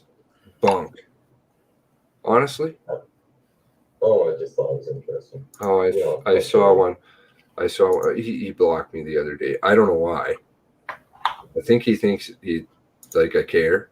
I don't really go to his shit, but I actually did go over one day and he blocked me. I'm like, oh, okay, whatever. Move along. Back to, now he's Patrol 3. I think he needs a wellness check. Perhaps. Seamus is breaking down. It's kind of sad to watch, but that's the thing. How many people will they throw under the bus to protect this? So if it's a dead man doing a lot of shipping and stuff like that, I wonder, could it be that the people who are protecting us and govern this country may be involved in the very business that they're trying to cover up? Hey, money's money. Opium fields, Afghanistan. Biggest gang. I want that shirt. There was a shirt that said that. World's biggest gang, RCMP. Yep. And they're armed. I didn't. They're trained. Though. I guess they were sold out. Yeah. Okay, well, do you guys want to add anything else, or should I wrap it up? Hey, how long has this been going on for? 3 hours? Maybe? What does it matter? Yeah, I think it's probably a good time. No, I don't really have any closing. 2 hours, 54 minutes. It'll be 3 hours. Come on, man. It's a short one for me. That's for sure. No 5-hour energy drink. Oh, you don't need energy drinks. I don't know. I need something. Kick in the pants or something. Maybe a few hours sleep. Oh, I sleep on the couch too. Oh. Because you're a misogynist. We Yeah. all know that. Yeah. Incel. Durr. Calling a group of people mainly comprised of women incels. That looks great. Yeah, 70%. I mean, they just tried to pull out anything, like go after the families. And then they're like, oh, sorry, we love the families. We just don't think you should be here. Oh, we'll get rid of Karen George. Oh, no. Watch them implode. And their whole... They'll throw in our faces. Now there's 3 dudes on this live stream. So now we're definitely misogynist. Well, I don't know. I don't know where all the ladies are. I know they're in here, right? Definitely. Yeah. Snippy Pinky? Are you a lady, Snippy Pinky? They did snip their pinky though, so maybe they want to be a lady. Chiang I think Chiang is that Chiang? Is that how you say that? Chiang? I don't know. Beth obviously is a lady. Anyways, okay, well, lots of stuff still. I mean, there's all the warrants, the rest of the warrants. Plus, I hear there's a bunch of new ones coming. And I think, frankly, they're saving the best/worst to come. So it's only going to get better for them. Yeah. Well, they have all the power, right? The police, the CISAs, the government, they have all the power to keep and or give out information. They chose not to give out any information. Well, they did. They give out information to mislead and confuse people. That's all they've done. I've never seen anything quite like it in my life, actually. They really, really think that we're sucking all of this up as truth, whatever they utter. And none of it makes sense, obviously. You can pick it apart all day long. I watched you do it for months. You got a Twitter profile now, eh? I do have a Twitter profile. I sent you a link. I don't use it a whole lot, but sometimes politicians force me to do things. All right. Well, thanks very much. Have a good night, guys. Thank you ever so much, Gary. Thanks, Sad. Appreciate always your input and both of you, and maybe we can get this going so that more people get involved too. That'd be good. Maybe I can go away. Huh? I'd like an address for your Discord. Yeah, I'll send you one. All right. All right. Have a good night. Thanks very much, everybody.